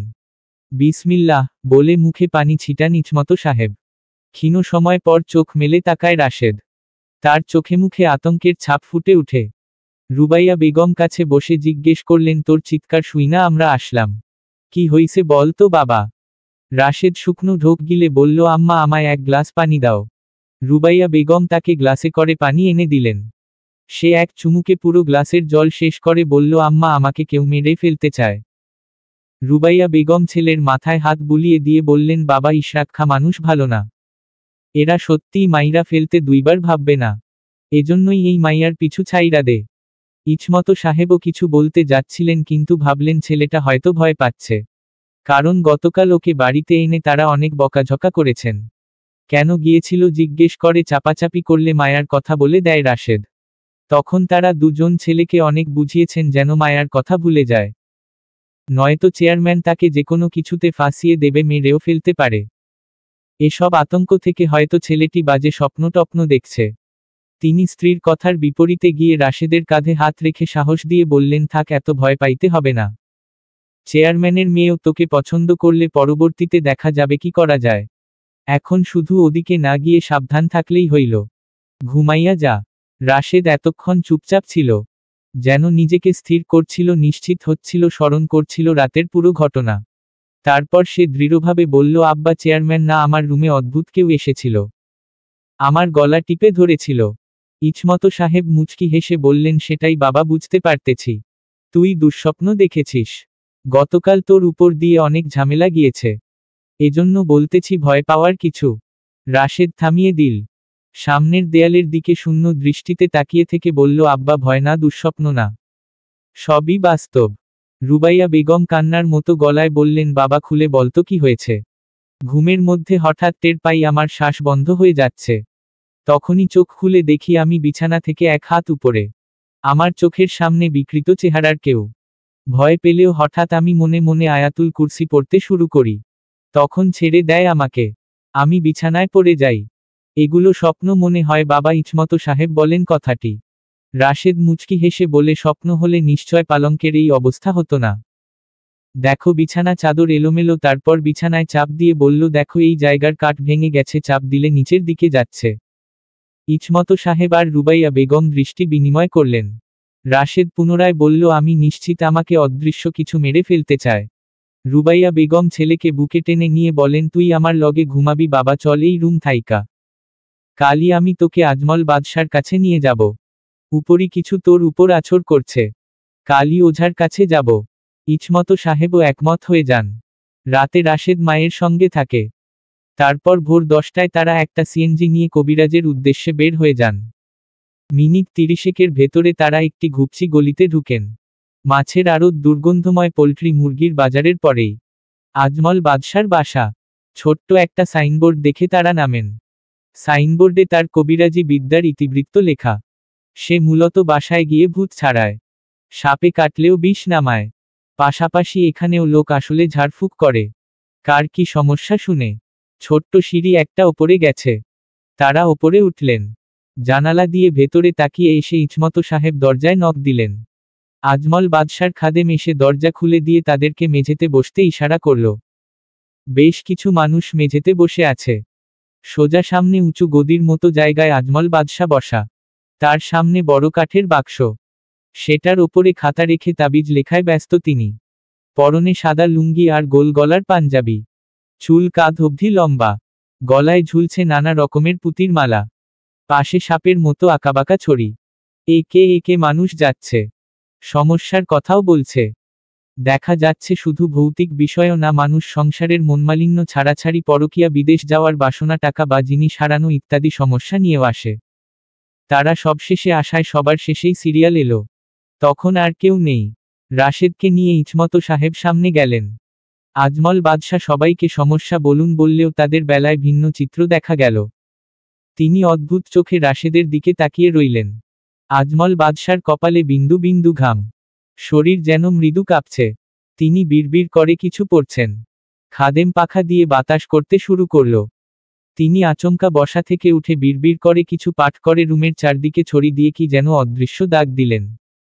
দিয়ে এসে আসনে বসে চোখ বুজে রইলেন। দীর্ঘ সময় পর বললেন, আপনাদের পোলাকে বাঁচানো যাইব না, মাইরা ফেলব। মাইরা ফেলব জানোয়ারটা। মায়াকে থানা থেকে এনে সবচেয়ে বেশি আগ্রাসী আচরণ শুরু করলেন আছিয়া বেগম। যেন রাগে থরথর করে কাঁপছেন তিনি। চিবিয়ে খেয়ে ফেলতে চাচ্ছেন মেয়েকে। বাড়ির আর কেউ যাতে না জানে তাই ওকে নিয়ে উপরের তলায় গেলেন। গিয়ে দরজা বন্ধ করে গালে প্রচণ্ড জোরে কয়েকটা চড় দিয়ে চুলের মুঠি ধরে বললেন, তোর কত বড় সাহস, তোরে আমি মুখ বন্ধ করতে কইছিলাম, তারপরও তুই থানায় চইলা গেছিস। বে-ইমানের বাচ্চা বানিয়ে বানিয়ে তুই বললেই কি সবাই বিশ্বাস করবে? তুই কি মনে করেছিস সবাই বেয়াক্কল? তুই রাস্তার পোলার লাইগা বাপের ওপর কিভাবে এমন অপবাদ তুলতে পারলি? কথাগুলো বলতে বলতে তিনি কেঁদে ফেললেন। পুনরায় নিজেকে সামলে বললেন, তোর বাপের মুখের দিকে তাকাইছিস? মানুষটা লজ্জায় মইরা যাইতে চাইতেছে। তুই কিভাবে পারলি এসব বানিয়ে বানিয়ে বলতে? থানায়ও চইলা গেলি বলে আবার চোখ মুছে চোয়াল শক্ত করে চড় দিয়ে বললেন, বল কিভাবে পারলি? চুপ কেন এখন? আজ থেকে আমি মেরাই ফেলব। মায়া আচমকা তাকে ধাক্কা দিয়ে সরিয়ে চিৎকার করে বলে উঠল, আমি মিথ্যা বলছি না, সব কিছু সত্য বলছি। ঘুষখোর পুলিশ টাকার জন্য আমার সঙ্গে বেইমানি করেছে। স্বপ্ন হলে আমার ঠোঁটে কষ্টে পাসত না। আছিয়া বেগম রাগে দুঃখে ওকে মারার জন্য জুতা খুঁজতে গিয়ে হঠাৎ চোখ যায় খাটের নিচে। তিনি দেখতে পান ইশরাক সাহেবের গামছা খাটের নিচে। তিনি দ্রুত এগিয়ে গিয়ে মাথা নুইয়ে গামছা বের করে এনে বললেন, এই গামছা তো কাল সন্ধ্যায় আমাদের আলনায় ছিল, এইটা এখানে কেন? মায়া দ্রুত এগিয়ে এসে হাতে নিয়ে বলল, এই তো, এটা দিয়ে আমার হাত বাঁধা ছিল। দেখলে তো প্রমাণ। আমি সকালে মুখে কষ্টেপ পেয়েছি। আছিয়া বেগমের পৃথিবী যেন হঠাৎ ঝাঁকুনি খেল। এসব তিনি কি শুনছেন? কি হচ্ছে কিভাবে সম্ভব? তিনি মাথায় হাত দিয়ে মেঝেতে বসতে বসতে বললেন, তুই বেঈমান মেয়ে যাই বলিস আমি বিশ্বাস করি না। তাকে ফাঁস হাতে হয়তো তুই নিজেই গামছা আয়না রেখেছিস। মায়ের অবস্থা বুঝতে পারল মায়া। সে দ্রুত এগিয়ে গিয়ে হাত ধরে তুলতে চাইল, কিন্তু তিনি মাথায় হাত দিয়ে চুপচাপ মেঝেতে বসে থাকলেন। খানিক পর মায়া অস্থির গলায় বলল, তুমি ঠিক আছো আম্মা? কি হয়েছে? তিনি কিছু বললেন না। খানিক পর আস্তে আস্তে উঠে দাঁড়ালেন। গামছা নিয়ে বের হয়ে গেলেন নিজের রুমে। ইশরাক সাহেব বিছানায় বসে চিন্তিত চেহারায় সিগারেট টানছেন। আছিয়া বেগম গামছা দেখিয়ে বললেন, এইটা মায়ার রুমে কিভাবে গেল? ইশরাক সাহেব অ্যাশট্রেতে সিগারেট রেখে গামছা হাতে নিয়ে বললেন, হ্যাঁ, এটা আমারই তো, ওর রুমে কে নিল? রাখো আলনায়। আছিয়া বেগম স্বামীর দিকে তীক্ষ্ণ দৃষ্টিতে তাকিয়ে থেকে বললেন, ও বলে স্বপ্ন ছিল না, ঠোঁটে কষ্টেপ সে ঘুম থেকে উঠে পাইছে। এখন তোমার গামছা পাইলাম ওর খাটের নিচে। এইটা দিয়ে নাকি ওর হাত বাইন্ধা রাখছিলা তুমি? মানে তুমি কি ওর কথা বিশ্বাস কইরা ফেলতেছ নাকি? গামছা যে কেউ নিতে পারে। তাছাড়া তোমার মেয়েও নিয়া রাখতে পারে আমাকে ফাঁসানোর জন্য। আমি একটা কালসাপ জন্ম দিছি।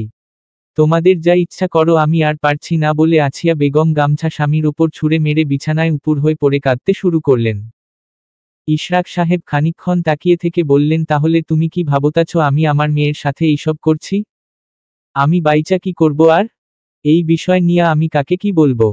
বাইরের মেয়ে হইলে কথা ছিল, নিজের মেয়ে লজ্জার বিষয়। আমি চুপ কইরাই তো আছি এই জন্য। তুমিও যদি এইটা নিয়ে এমন করো তাইলে আমি গলায় ফাঁস দেই। আছিয়া বেগম উঠে এসে মেঝেতে হাঁটু গেড়ে বসে স্বামীর কোমর জড়িয়ে কোলে মাথা রেখে ফুপিয়ে ফুপিয়ে কাঁদতে শুরু করলেন। খানিক পর বললেন, আমি এইসব বিশ্বাস করি না, এইরকম হইতেই পারে না। তুমি এই কাজ করতেই পারো না। আল্লাহ এইসব নিজের কানে শোনার আগে আমারে উঠাইয়া নিলা না কেন? ইশরাক সাহেব স্ত্রীর মাথায় হাত বুলিয়ে দিয়ে বললেন, এখন এইগুলা বাদ দাও, এইসব নিয়ে যত কথা হইব লোক শুনব। কেউ বিশ্বাস না করলেও আমাদের মাইয়ার কথা কি বলবো? বলবো মেয়ে এমন খারাপ বাপের নামে এইসব অপবাদ তুলছে। আছিয়া বেগমও ব্যাপারটা বুঝলেন। তিনি চোখের পানি মুছে নিলেন। প্রায় 3 সপ্তাহ হয়ে গেছে রাশেদ ওঝার সাথে থাকে। ইছমত সাহেব আর রুবাইয়া বেগম শুরুতে এমনটা চাননি, কিন্তু কিছুই করার ছিল না। তারা কিছু বলার আগেই আজমল বাদশা সব বলতে শুরু করলেন। তাতে তাদের আরও আস্থা এবং বিশ্বাস বেড়ে গেল। তিনি বললেন, আপনাদের ছেলেকে গলা টিপে মেরে ফেলতে চেয়েছিল। সে দোয়া দরুদ পোড়ায় ছেড়ে দিয়েছে। কিন্তু এভাবে বেশি দিন বাঁচতে পারবে না। অতা নটা নানান কৌশলে শেষ করে দেবে। ইছমত সাহেব সব শুনে অবাক হয়ে বললেন, সবই সত্য বলছেন? এই রকমই ঘটেছে আমার ছেলের সাথে। এখন কি করব কন? আমার ছেলেকে বাঁচান। আজমল বাদশা তখন খানিকক্ষণ ধ্যান করে বলল, ওকে আমার দ্বারা বাঁচাইয়া রাখা সম্ভব হইলেও পুরোপুরি মুক্তি সম্ভব নয়। ওকে মুক্ত করতে পারবেন একমাত্র আমার ওস্তাদ, আমাদের তান্ত্রিক গুরু হরিপদ পাল। তিনি ইন্ডিয়া থাকেন। মিজোরাম, মণিপুর, কামরূপ, কামাখ্যা এইসবে ঘুরে বেড়ান। উনাকে কোথায় পাবো? উনাকে পাওয়া যায় না। উনি কখন কোথায় থাকেন কেউ বলতে পারে না। তাহলে উপায় কি বাবা? আমার ছেলেকে কিভাবে রক্ষা করব? ওস্তাদ মাঝে মাঝে আমার সাথে দেখা করতে আসেন, আমাকে দীক্ষা দেন, তারপর আবার চলে যান। কিন্তু কবে আসবেন ঠিক নাই। ততদিন অপেক্ষা করা লাগবো। এর ভেতরে যদি আমার ছেলের কিছু হইয়া যায়, এজন্য ওকে 24 ঘন্টা আমার এখানেই মন্ত্রবন্দি কইরা রাখা লাগবো। আমাদের বাড়িতে হইব না, সেইটা তোমাদের বাসায়ও রাখা যায়, কিন্তু রিস্ক হইব। হঠাৎ মন্ত্র ছুটে গেলে মাইরা ফেলব।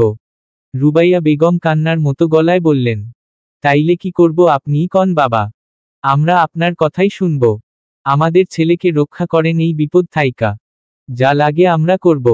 আমার এইখানেই থাকবো, সে আপনারা প্রত্যেকদিন খাবার নিয়ে আসবেন, দেখাশোনা করবেন, অবহেলার সুযোগ নাই। তার বাঁচন মরণ প্রশ্ন। রাশেদ এতক্ষণ চুপচাপ সবকিছু শুনছিল। তার সবই বিশ্বাস হচ্ছে। তার সঙ্গে এমন কিছু হতে চলছে সে জানে। তার কিছু অঙ্ক ইতোমধ্যে মিলেও গেছে। সে মায়ার সঙ্গে ঘটা সেদিন পার্কের ঘটনাটা খুলে বলার জন্য বলল, আমার আপনাকে কিছু বিষয় বলার আছে। আব্বা আম্মা একটু বাইরে যাও না, হাত তুলে তাকে থামিয়ে দিলেন আজমল বাদশা। তারপর বললেন, সবকিছু এখনই খুইলা বলবে না, ওস্তাদের কাছে সব বলবে। এখন সব বললে বিপদ বাড়ব। আমি এখন শুধু তোমাকে বাঁচাইয়া রাখব, তার সঙ্গে সংঘাতে যাব না। তাই আমার সব না জানাই উত্তম। রাশেদ মাথা নেড়ে সম্মত হয়। ইছমত সাহেব বললেন, এখন আমরা কি করব বাবা? বাক্সে সম্মানী দিয়া চইলা যাও। আর ছেলেকে চাইলে তোমরা খাবার আইনা দিতে পারো। আমাদের এইখানে খাইলে আমার খাদেমের সাথে কথা কইয়া নিবেন। রুবাইয়া বেগম বললেন, না, আমি প্রত্যেকদিন খাবার পাঠাইব আমার ছেলের জন্য। আচ্ছা ঠিক আছে। ও কি এখন আমাদের সাথে যাবে? তার সবকিছু নিয়ে আসব। না, আমার কাছে আসায় এখন ও বাইরে গেলেও বিপদ হইতে পারে। আপনারা তার সব নিয়ে আসবেন।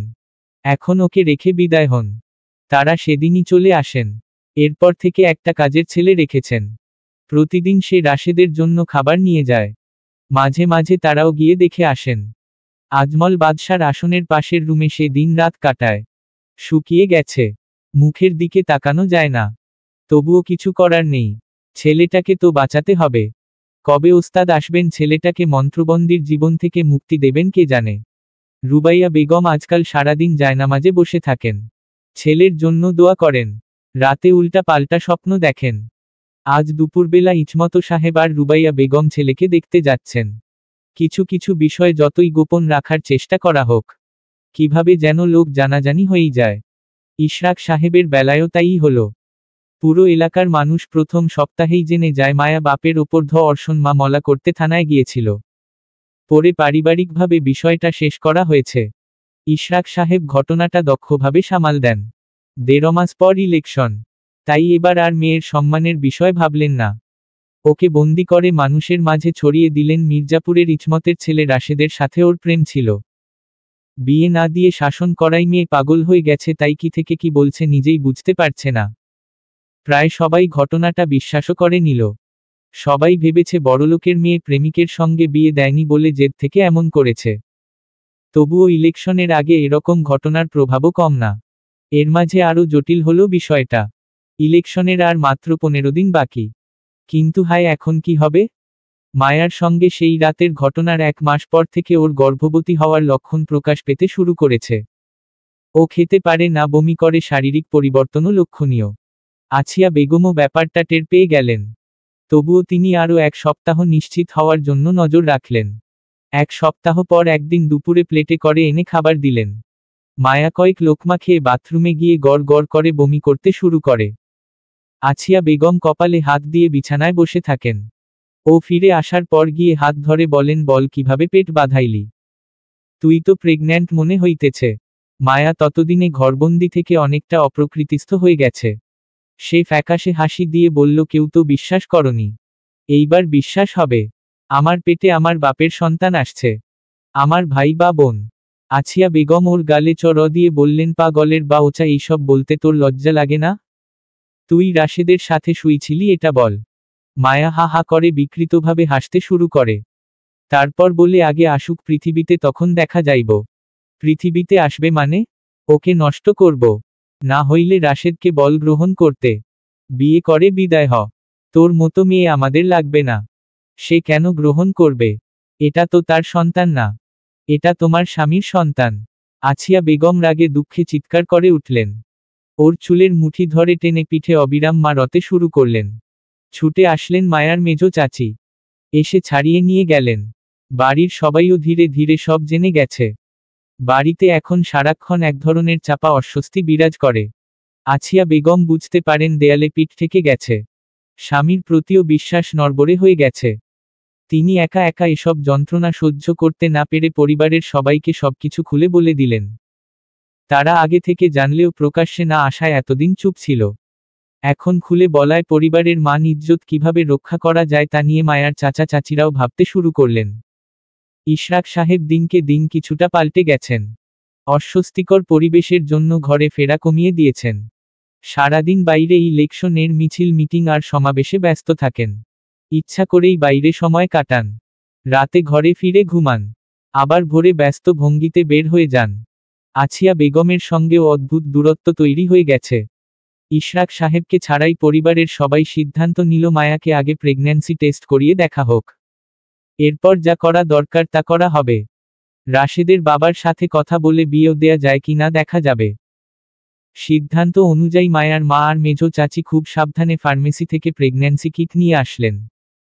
মাও এসবে কোনো বাধা দেয় না। কিছুটা অপ্রকৃতিস্থ হয়ে গেলেও সে এখনও চায় সবাই জানুক তাকে সত্যিই ধর্ষণ করা হয়েছে। সেসব স্বপ্ন কিংবা তার বানানো মিথ্যা গল্প নয়। তাকে টেস্ট করানো হলো, কিন্তু সবাইকে অবাক করে দিয়ে রিপোর্ট এলো নেগেটিভ। মায়া নিজেও অবাক হলো। তাকে মেজ চাচি আড়ালে নিয়ে জিজ্ঞেস করলেন, মাসিক বন্ধ হয়েছে কিনা। সে জানালো বন্ধ হয়েছে। সবার মাথায় চিন্তার ভাঁজ পড়ে গেল। মেয়েটি সকালে উঠে বমি করে, স্তন ফুলে গেছে, সবই তো গর্ভাবস্থার লক্ষণ। পরিবারের সবার পুনরায় আলোচনা হয়। সন্দেহ এড়াতে একজন ডাক্তার দেখানোর সিদ্ধান্ত হয়। বোরখা পরিয়ে ওকে নিয়ে খুব সাবধানে পরদিন মা চাচি ডাক্তার দেখাতে যান। কিন্তু হাইরতের টেস্ট আর আল্ট্রাসোনোগ্রাম হরমোন চেক সবই স্বাভাবিক এলো। রিপোর্ট দেখে ডাক্তারও বুঝতে পারছে না প্রেগন্যান্ট না হলে এমন কেন হচ্ছে, হরমোন ইমব্যালেন্সড তো না। ফলে এই রহস্যের কোনো কুল কিনারা পাওয়া গেল না। মায়াকে নিয়ে তারা বাড়িতে ফিরে এলেন। এভাবে দিন যেতে থাকে। তারা একের পর এক ডাক্তার দেখান, কোনো কাজ হয় না। উল্টো দেখা যায় কিভাবে যেন এক কান দুই কান করে বিষয়টা এলাকায় রংচং হয়ে ছড়িয়ে পড়েছে। সবাই বলাবলি করছে ইশরাক খাঁর অবিবাহিত মেয়ে প্রেগন্যান্ট, পরিবার বাচ্চা নষ্ট করিয়ে এনেছে। বাপ মনে হয় সত্যিই কুকর্ম করেছিল, মেয়ে তখন মিথ্যা বলেনি। পরিবার মান ইজ্জতের ভয়ে ধামাচাপা দিয়েছে। এর প্রভাব সরাসরি 1 মাস পর নির্বাচনে পড়ল। টাকা আর প্রভাব খাটিয়েও কোনোভাবেই ইশরাক সাহেবের বিজয়ী হওয়া সম্ভব হলো না। ততদিনে মায়া যেন অন্য জগতের বাসিন্দা হয়ে গেছে। চোখের দিকে তাকালে মনে হয় কাউকে চিনতে পারছে না, কোনো কিছু শুনছে না, বর্তমানেই নেই যেন সে। সারাক্ষণ ঘোরের মধ্যে দিন কেটে যায়। ইলেকশনে ফেইল করে ইশরাক সাহেবেরও বাঁধ ভেঙে গেছে। মেয়ের উপরেই সকল ক্ষোভ এসে পড়েছে। একদিন হুট করে এসব নিয়ে স্ত্রীর সঙ্গে চিল্লাচিল্লি করতে করতে রেগে গেলেন তিনি। আচমকা আলনা থেকে প্যান্টের বেল্ট নিয়ে ছুটে এলেন উপরের তলায়। মায়া তখন জানালা দিয়ে বাইরে তাকিয়ে আছে। তিনি তাকে চুলের মুঠি ধরে হেঁচকা টানে মাটিতে ফেললেন। মায়া কোনো প্রতিবাদ করল না, ফ্যালফ্যাল করে তাকিয়ে রইল। ইশরাক সাহেব অবিরাম বেল্ট দিয়ে মারতে শুরু করলেন। মায়া তাও চিৎকার করে না, যেন সে কোনো কিছু টেরই পাচ্ছে না। ততক্ষণে বাড়ির সবাইও ছুটে এসে ইশরাক সাহেবকে ফিরিয়ে নিয়ে যান। আরও সপ্তাহ দুয়েক গেল। মায়াকে সবাই মোটামুটি মাথায় সমস্যা ধরে নিয়েছে। সে দিনরাত রুমেই কাটিয়ে দেয়। কিন্তু একদিন মাঝরাতে সে সিটিং রুমে এসে কাউকে দরজা খুলে দেয়। তখন কালো আলখাল্লা পরা ছায়া ঘরে ঢুকে। মায়ার সাথে গিয়ে কিচেনের গ্যাসের সিলিন্ডার সিটিং রুমে আনে। দুজন সোফাগুলো ধরে আনে সিলিন্ডারের কাছাকাছি। কালো আলখাল্লার পরা লোকটি বাইরে যায়, গিয়ে কেরোসিনের একটা কন্টেনার আনে। সেটা থেকে কেরোসিনে ভেজা একটা লম্বা দড়ি বের করে সিলিন্ডারে বেঁধে মায়ার হাতে দড়ির এক মাথা দেয়। মায়া দড়ি নিয়ে উঠানে চলে যায়। ছাটি কন্টেনারের কেরোসিন সোফাগুলোতে ঢেলে দেয়। তারপর একটা একটা করে তেলের কন্টেনার হাতে নেয় সে। বাড়ির ভেতর থেকে বাইরে চারদিকে মায়াকে নিয়ে কেরোসিন ঢালে। সব শেষে আসে উঠানে। দড়িটা একটা লাঠির সঙ্গে টানিয়ে বাঁধে। তারপর পকেট থেকে লাইটার বের করে দড়িতে আগুন জ্বেলে দেয়। চোখের পলকে আগুন দড়ি বেয়ে বেয়ে ভেতরে ঢুকে যায়। তারপর একটা বিকট শব্দে বিস্ফোরণ। দাউ দাউ করে জ্বলে উঠে আগুন। পৈশাচিক হাসি দিয়ে উঠে বিকৃত চেহারার ছায়াটি। তখনই হামিদ চাচা দরজা খুলে বাইরে আসেন। এসে একবার বাড়ির দিকে তাকান, আবার তাকান মায়া আর ছায়াটির দিকে। কি করবেন, কি করা উচিত কিছুই বুঝতে পারেন না। হঠাৎ তার চোখের সামনে মায়া আর ছায়াটি গায়েব হয়ে যায়। কিংকর্তব্যবিমূঢ় হয়ে দাঁড়িয়ে থাকেন তিনি। দরজা খুলে স্ত্রী সন্তান ভয়ানক আগুন দেখে চিৎকার দিলে চৈতন্য ফিরে আসে হামিদ চাচার। দ্রুত সবকিছু নিয়ে বের হতে বলেন সবাইকে, কারণ এই আগুন তাদের ঘরও পোড়াতে পারে। তারা জরুরি জিনিসপত্র নিয়ে রাস্তায় এসে চিৎকার চেঁচামেচি করলে এলাকার লোকজনও ছুটে আসে। কিন্তু ততক্ষণে কিছুই করার থাকে না। সবকিছু পুড়ে ছাই হয়ে যায়। গতকাল ভরা পূর্ণিমার রাত ছিল। হুট করে তান্ত্রিক গুরু হরিপদ পাল মির্জাপুর এসে হাজির হয়েছেন। সফর সঙ্গী এসেছেন আরও 6 জন। তাদের পেয়ে আজমল বাদশাহ খুবই আপ্লুত হয়েছেন। গুরুর সেবা যত্নেরও কোনো কমতি রাখেননি। তাদেরকে বিশ্রামেরও সুব্যবস্থা করে দিয়েছেন। রাশেদের মা বাবাকেও ভোরে আসার জন্য খবর দিয়েছেন। ওরা চলে এসেছে সকাল 7টায়। তখন গুরু দল বল নিয়ে নদীর পাড়ে ধ্যানে আছেন। তিনি সব সময় সূর্য উঠার আগেই ঘুম থেকে উঠে ধ্যানের জন্য নির্জন জায়গায় চলে যান। খাদেম তাদেরকে ভেতরে এনে বসিয়েছে। বারবার বলছে আপনাগোর চিন্তা শেষ, গুরু চইলা আইছেন। আপনাদের পুত্রকে এখন তেনারা ছাড়ব তো ছাড়বই, আব্বাও ডাকব। ইচমত সাহেব ইতস্তত করে বললেন, আমরা রাশেদের কাছে যাইতে চাইতেছি। ওর জন্য নাশতা আনছিলাম। উনি না থাকলে যাওয়া নিষেধ আছে। ওস্তাদ চইলা আসলে যাইতে পারবেন? কোন ওস্তাদ? আমার ওস্তাদের কথা কইতেছি। আপনারা খাবার যেদিনই দেন উনি কিন্তু আশেপাশে থাকেন। আজ নাই। বুঝতে পারছি। এভাবে তারা অপেক্ষায় রইলেন। সকাল 8টার দিকে ওরা সবাই চলে এলো। খাদেম গুরু আসছে বলে দাঁড়িয়ে গেল। তারাও দাঁড়ালেন।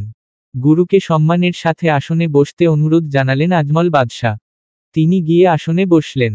রাশেদকে নিয়ে নাশতাও দেয়া হলো।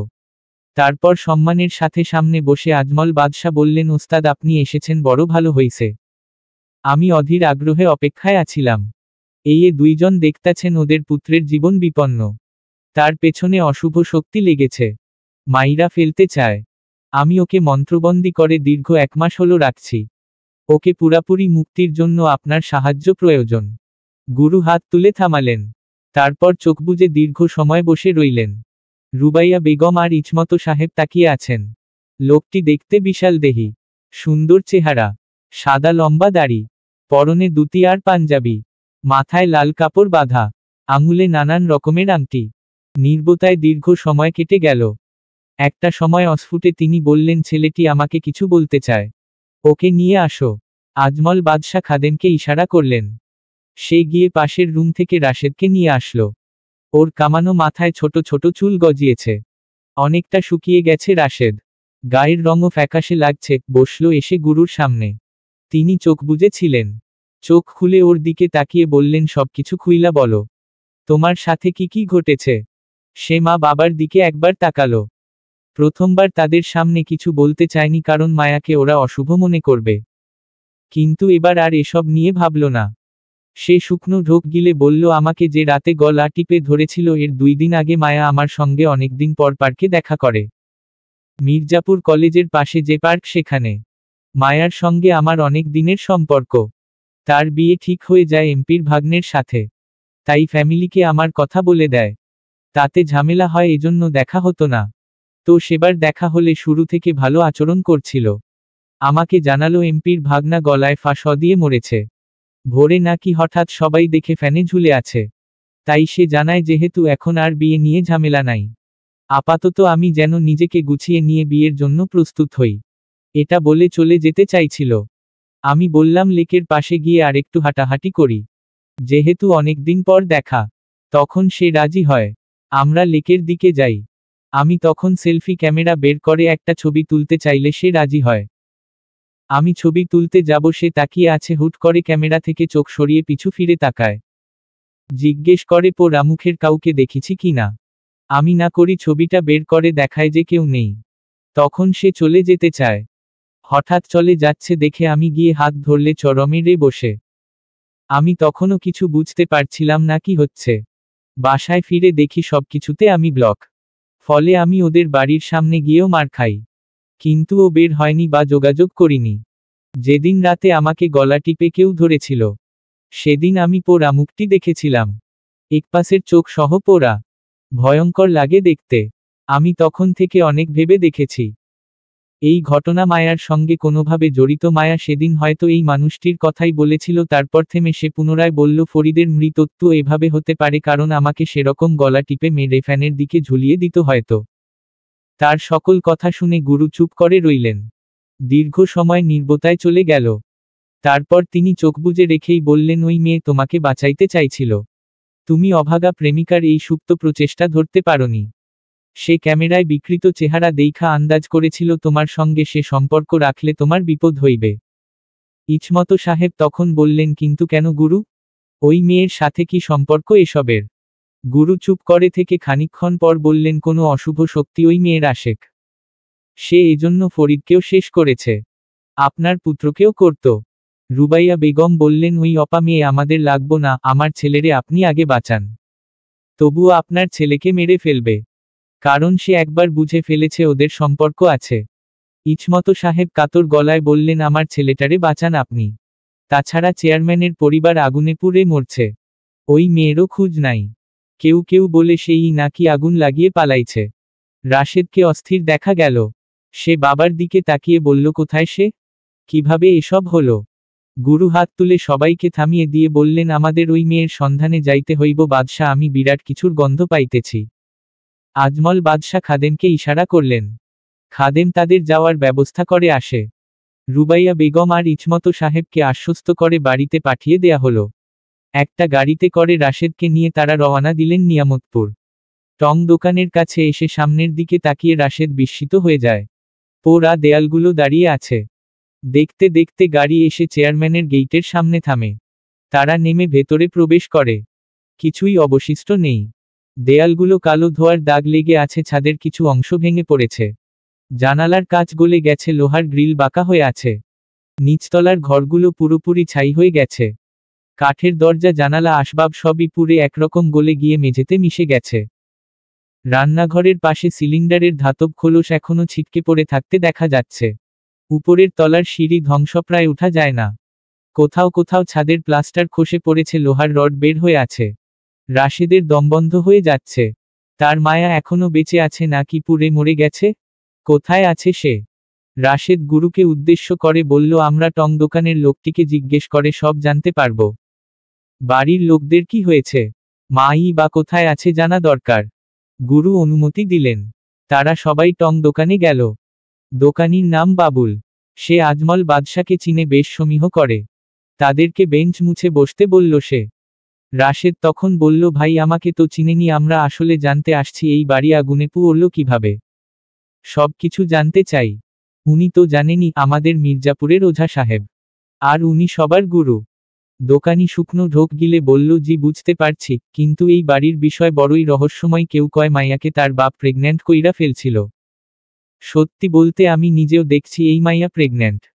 পরিবারের সবাই ইজ্জত বাঁচাইতে মাইয়াকে বন্দি কইরা রাখছিল। বাচ্চা নষ্ট করতে ডাক্তারে নিয়া গেছিল। এইসব নির্যাতনের জন্য মাইয়া নিজে আগুন লাগাইয়া পলাইয়া গেছে। আবার হামিদ চাচা কয় সেদিন রাতে সে দেখছে বাইরে একটা ছায়ামূর্তির পাশে মায়া দাঁড়ানো। তার চোখের সামনেই ওরা গায়েব হইয়া গেছে। কেউ কয় মাইয়াও সবার লগে পুইরা মরছে। রাশেদ তখন বলল, কিন্তু এলাকার মানুষ কি পোড়া লাশ বা কিছু দেখেনি? তা দেখছে, কিন্তু পুইরা যাওয়া লাশগুলো চেনা যাইতেছিল না, কঙ্কাল হয়ে গেছিল, কারো হাড় গলেছে, কারো মুখ নেই। তয় সবাই আন্দাজ করছে মায়ার অঙ্কাল আছিল না। কিছু হইলেও তো আন্দাজ করন যায়।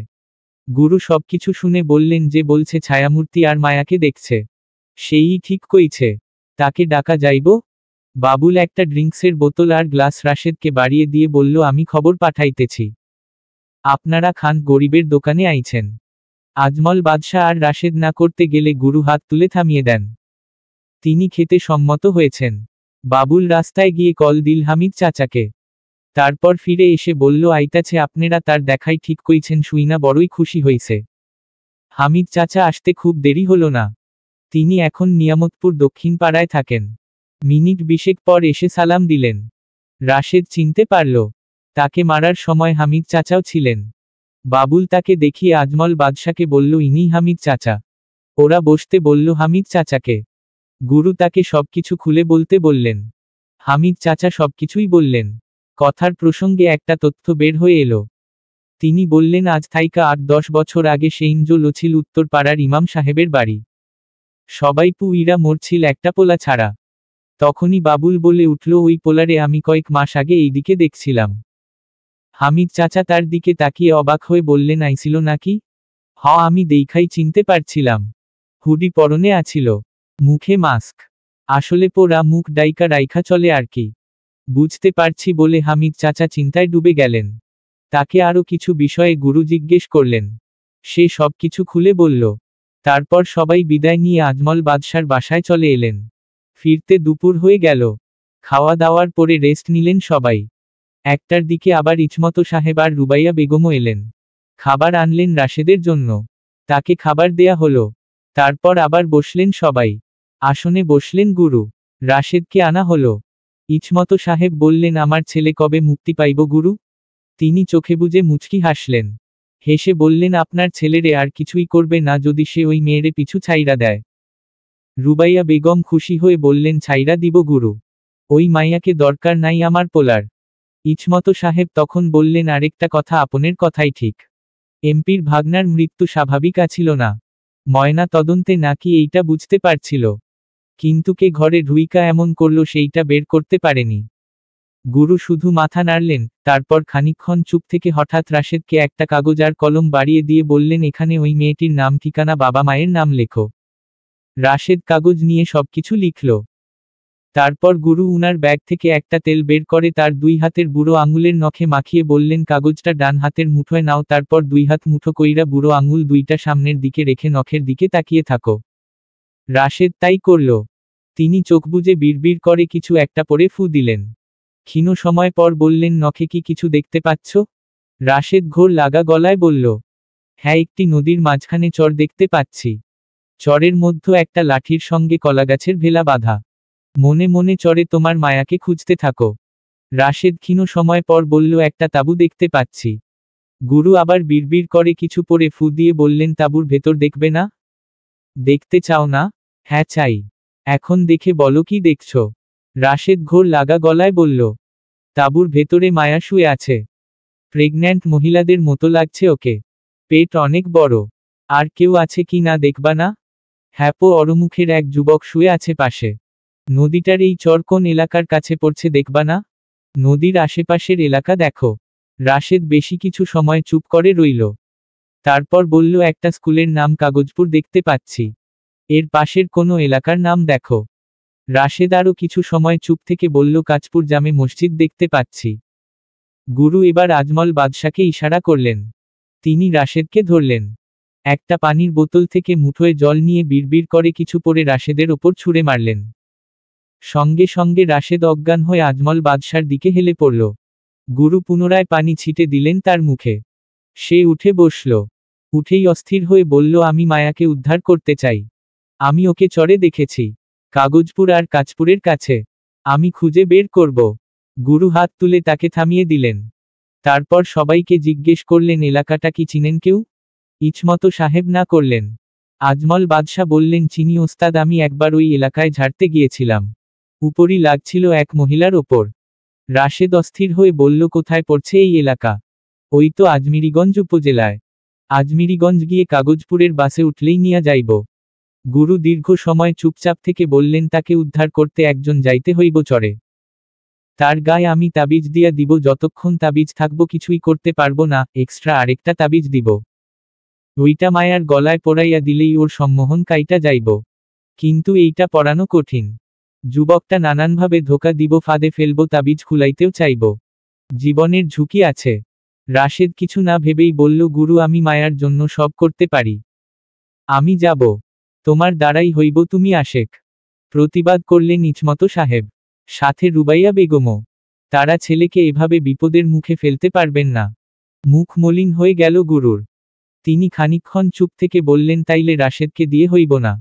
মা বাবার অনুমতি ছাড়া এই কাজে নামলে সফল হওয়া অসম্ভব। রাশেদ ব্যাকুল হয়ে বলল, আমি পারব গুরু, মায়াকে আমার উদ্ধার করাই লাগবে। গুরু হাত তুলে থামিয়ে ব্যাগ থেকে একটা তাবিজ বের করে আজমল বাদশাকে ইশারায় বললেন ওর হাতে বেঁধে দিতে। আজমল বাদশা তার হাতে তাবিজ বেঁধে দিলেন। গুরু এবার ইচমত সাহেবকে বললেন, আপনাদের ছেলে বিপদ মুক্ত।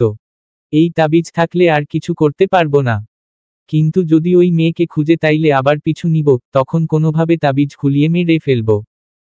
ইচমত সাহেব বললেন, একেবারে এই বিপদ থাইকা বাঁচার পথ নাই? ও যদি হঠাৎ আমাদের না বইলা খুঁজতে চইলা যায়? তাইলে বিপদ। একেবারে মুক্তি হইল শক্তির বিনাশ। মাইয়াকে উদ্ধার কইরা ওই শক্তির বিনাশকরণ লাগব। রুবাইয়া বেগম সঙ্গে সঙ্গে বললেন, থাক, বিনাশ করা লাগব না। আমরা আমাদের ছেলেরে চোখে চোখে রাখব। এখন যাই। এই চল রাশেদ, বাসায় চল। রাশেদ যেতে চায় না। ওরা কোনোভাবে টেনে টুনে নিয়ে গেল। বাসায় এসে তার মাথায় নানান ধরনের চিন্তা ঘুরপাক খেতে শুরু করল। সে হামিদ চাচা আর বাবুল মিয়ার সমস্ত কথা ভাবতে লাগল। চেয়ারম্যানের বাড়ির মতো নিয়ামতপুর উত্তরপাড়ায় ইমামের বাড়ি পুড়েছিল। তাতে তাদের একটা ছেলে ছাড়া সবাই পুড়েছে। আবার সেই ছেলেকে চেয়ারম্যানের বাড়ির সামনে বাবুল দেখেছে। তার ওপর আমুক। কোনোভাবে কি তাদের সঙ্গে এই ছেলের কোনো যোগসূত্র আছে, কিংবা ইমামের বাড়ি পোড়ার সাথে কি চেয়ারম্যানের কোনো সম্পর্ক ছিল? যদি এরকম থেকে থাকে, তাহলে সেই ছেলে কোনো প্রতিশোধ নিয়েছে কি? নীলে মায়াকে কেন বাঁচিয়ে তার করে নিচ্ছে? ফরিদকে কেন মারল? তাকেই বা কেন মারতে চাইছিল? তারা তো কিছু করেনি। রাশেদের দিন কাটে না, তার একবার টং দোকানে যেতে হবে। বাবুল মিয়া এবং হামিদ চাচার সাথে কথা বলতে হবে। তাহলে হয়তো সকল রহস্য বের হবে। মায়াকে সে ভালোবাসে। নিজের চাইতেও বেশি বাসে। ওর এই অবস্থা মেনে নিতে পারবে না সে। কিন্তু যাবে কিভাবে?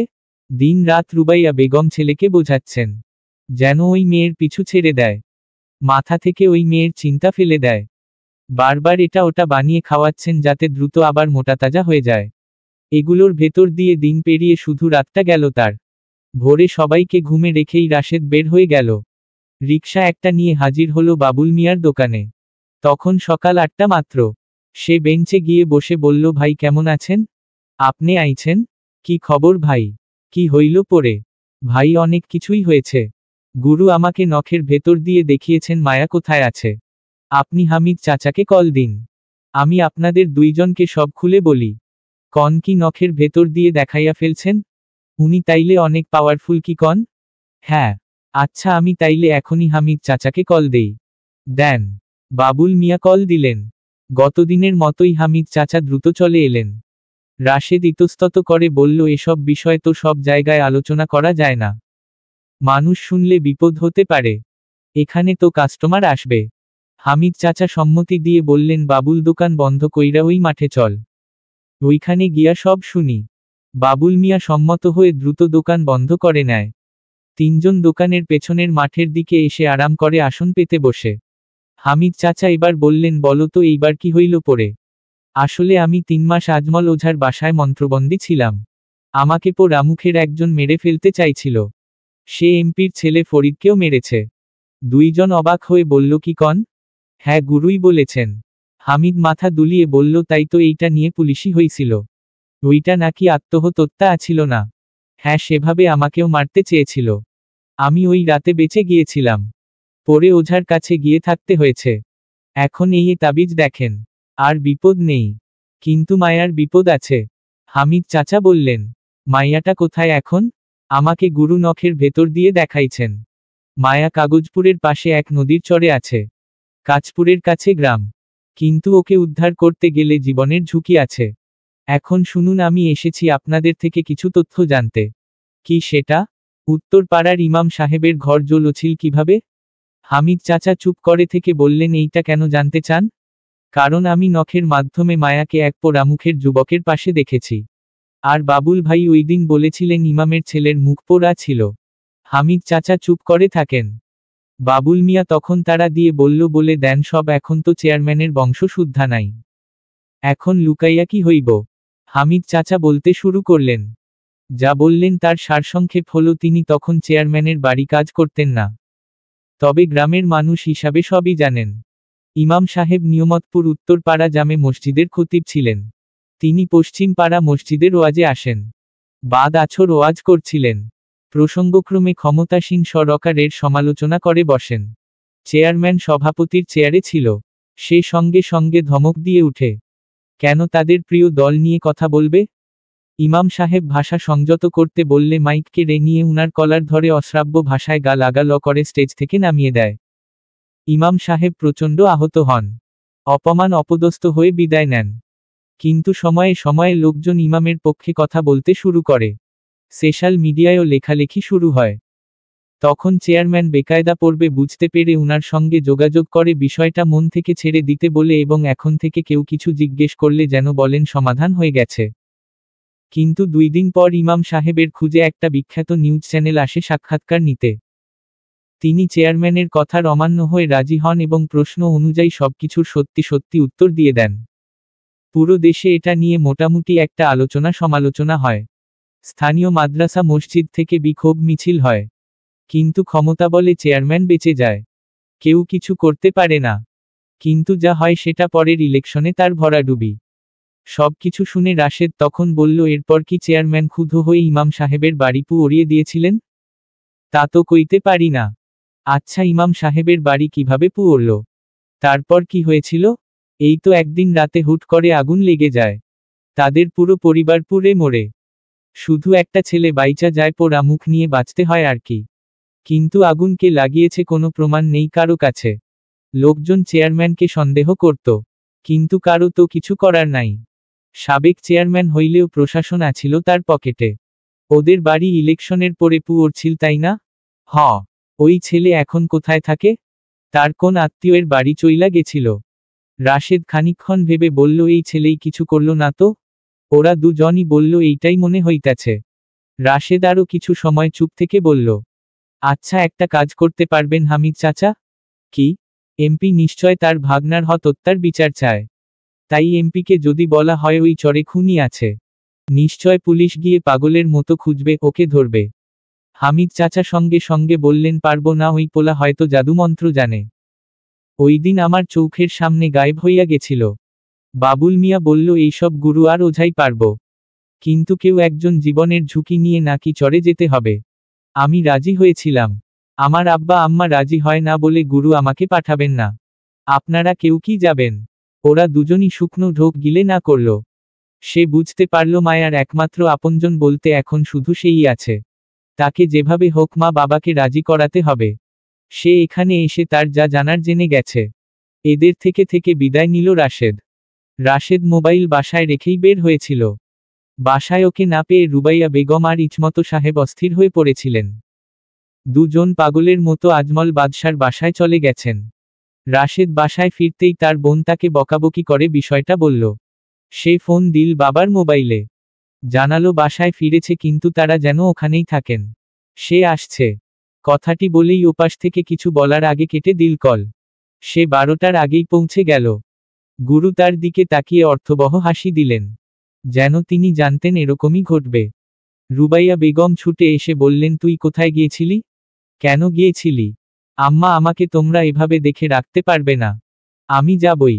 এর চাইতে পুরোপুরি মুক্তিই ভালো। আমি মায়াকে ছাড়া বাঁচব না। ওকে আমার উদ্ধার করতেই হবে। রুবাইয়া বেগম তাকে মারতে শুরু করলেন। মারতে মারতে নিজেই হাউমাউ করে কাঁদতে শুরু করলেন। রাশেদ নিজেকে ছাড়িয়ে নিয়ে গুরুর সামনে গিয়ে বসে বলল, আমি কিছু বিষয় জেনে এসেছি। আমার মনে হচ্ছে এটা একটা প্রতিশোধ। দোকানি যে রামুখের ছেলেকে দেখেছিল, সে নিয়ামতপুর উত্তরপাড়া মসজিদের ইমামের ছেলে। এই ইমামের সঙ্গে চেয়ারম্যানের বিরোধ ছিল। ইমামের পুরো পরিবারকে উড়িয়ে মারা হয়। অনেকে চেয়ারম্যানকে সন্দেহ করত। সবকিছু শুনে মাথা নাড়লেন গুরু। ইচমত সাহেব এসে বললেন, গুরু, আমরা এত কিছু বুঝি না। আপনি আমাদের ছেলের যা ভালো হয় তাই ব্যবস্থা করেন। আপনাদের ছেলে খাঁটি আশেক, সে মায়াকে ভুলতে পারব না। খুঁজে বেড়াইবই, তাতে আবার বিপদ হইব তার। এর চাইতে তার মনের শক্তি কাজে লাগাইয়া অশুভ শক্তির বিনাশ হোক। সে তার মায়াকে জয় কইরা নিব। রুবাইয়া বেগম চোখের পানি ফেলতে লাগলেন।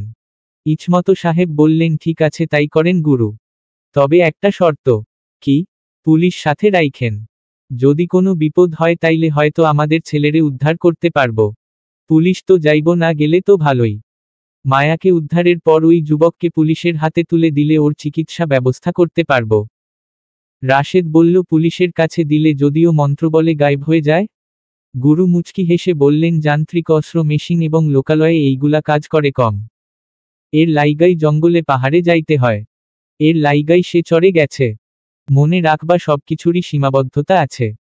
ওরে পরে পুলিশ ধইরা নিয়ে বিশেষজ্ঞ দিয়া ট্রিটমেন্ট দেওয়াইলে ভালোই হইব। ও সত্যিই ইমামের সেই ছেলে। ও এসব ক্ষমতা পেল কিভাবে? গুরু তাকে হাত তুলে থামিয়ে দিলেন। আজমল ওঝা ফিসফিস করে বললেন, এত প্রশ্ন ভালো না। গুরু দীর্ঘ সময় চুপ থেকে ইচমত সাহেবকে বললেন, আপনারে একটা বিষয় কই। আমরা প্রথমে কাগজপুর যাব। পুলিশ ছাড়া আগে আমাদের কাজ করতে হইব। নইলে পুলিশ আগে গিয়ে ঝামেলা করলে গায়েব হয়ে যাইব। আমি ওরে নিয়ন্ত্রণ কইরা পুলিশের কাছে দিতে হইব। আমি যখন আজমল সাহেবকে ইশারা দিব, উনি আপনাকে কল দিবেন। আপনি তখন থানায় গিয়া বলবেন কাগজপুর নদীর চরে চেয়ারম্যানের মাইয়াকে পাওয়া গেছে। আপনাকে ফোনে জানানো হইছে। তাইলে ওরা উদ্ধার করতে যাইব। আর মায়াকে অপহরণের জন্য ওই যুবককেও ধরব। আপনারও যেহেতু ভয়, সেটাও কাটব। রুবাইয়া বেগম শুকনো ঢোক গিলে বললেন, পুলিশ আগে গেলে হইব না? না। ইচমত সাহেব মাথা নেড়ে সম্মত হন। গুরু সঙ্গে সঙ্গে উঠে দাঁড়িয়ে বলেন, বিলম্ব করা ভালো না। ইচমত সাহেব থানার আশেপাশে গিয়ে বইসা থাকেন। কল পাইলেই থানায় যাইবেন। আমরা সবাই চলেন কাগজপুর। একদম নদীর পাড়ে তারা চলে এসেছেন। আশেপাশে শুধু জমি, গ্রাম অনেকটা দূরে। গুরু ঘাসে বসে আজমল বাদশাকে কল দেয়ার অনুমতি দিয়ে দিলেন। তারপর রাশেদকেও ইশারা করলেন বসতে। সে সামনে আসন পেতে বসে। গুরু চোখ বুজে বিড়বিড় করে ফু দিলেন। তারপর 2টা তাবিজ গলায় দিয়ে বললেন, এখান থেকে একটা তাবিজ মায়ার গলায় পরিয়ে দিতে পারলেই সে একদম সজ্ঞানে ফিরে আসবে। আর আরেকটা কথা, যুবকটি তোমার থেকে তাবিজগুলো খুলে নিতে অনেক ছলাকলা করবে। কিন্তু তুমি খুলবে না। আমি মায়াকে তাবিজ দিতে গেলে সে কোনো আক্রমণ করবে না? না, তাবিজের জন্য পাশেই আসতে পারবো না, মায়াকে তাবিজ পরাইতে পারলেই শেষ। দুজন ভেলা নিয়ে চলে আসতে পারবে। আর ওই ছেলেকে কি করবেন? ওকে এভাবে ছেড়ে দেবেন? দিলে তো আবার পিছু লাগবে। ওকে আমি এইখান থাইকা বুঝে নিব। ও আর গায়েব হইতে পারবো না। কোথাও যাইতেও পারবো না। তাহলে এখন যাই। যাও, তবে সব সময় নিজের সৃষ্টিকর্তাকে স্মরণ করবা। নিজের মন কি কয় শুনবা। নিজের কৌশল কাজে লাগাইয়া কাজ করবা। মনের জোর রাখবা। মনে রাখবা মায়া হইছে তোমার প্রেমিকা। ওরে যতই জাদুমন্ত্র দিয়া রাখুক, তোমার মনের জোর প্রেমিকাকে নাড়াইয়া দিতে সক্ষম। রাশেদ মাথা নাড়ে সম্মত হয়। আল্লাহর নাম নিয়ে সে নদীতে লাফ দেয়। প্রায় 5 মিনিট সাঁতার কেটে চলে আসে চরে। ভেলাটি দেখতে পায় সে। আস্তে ধীরে উঠে কিনারে। তার মধ্যে কোনো ভয় নেই।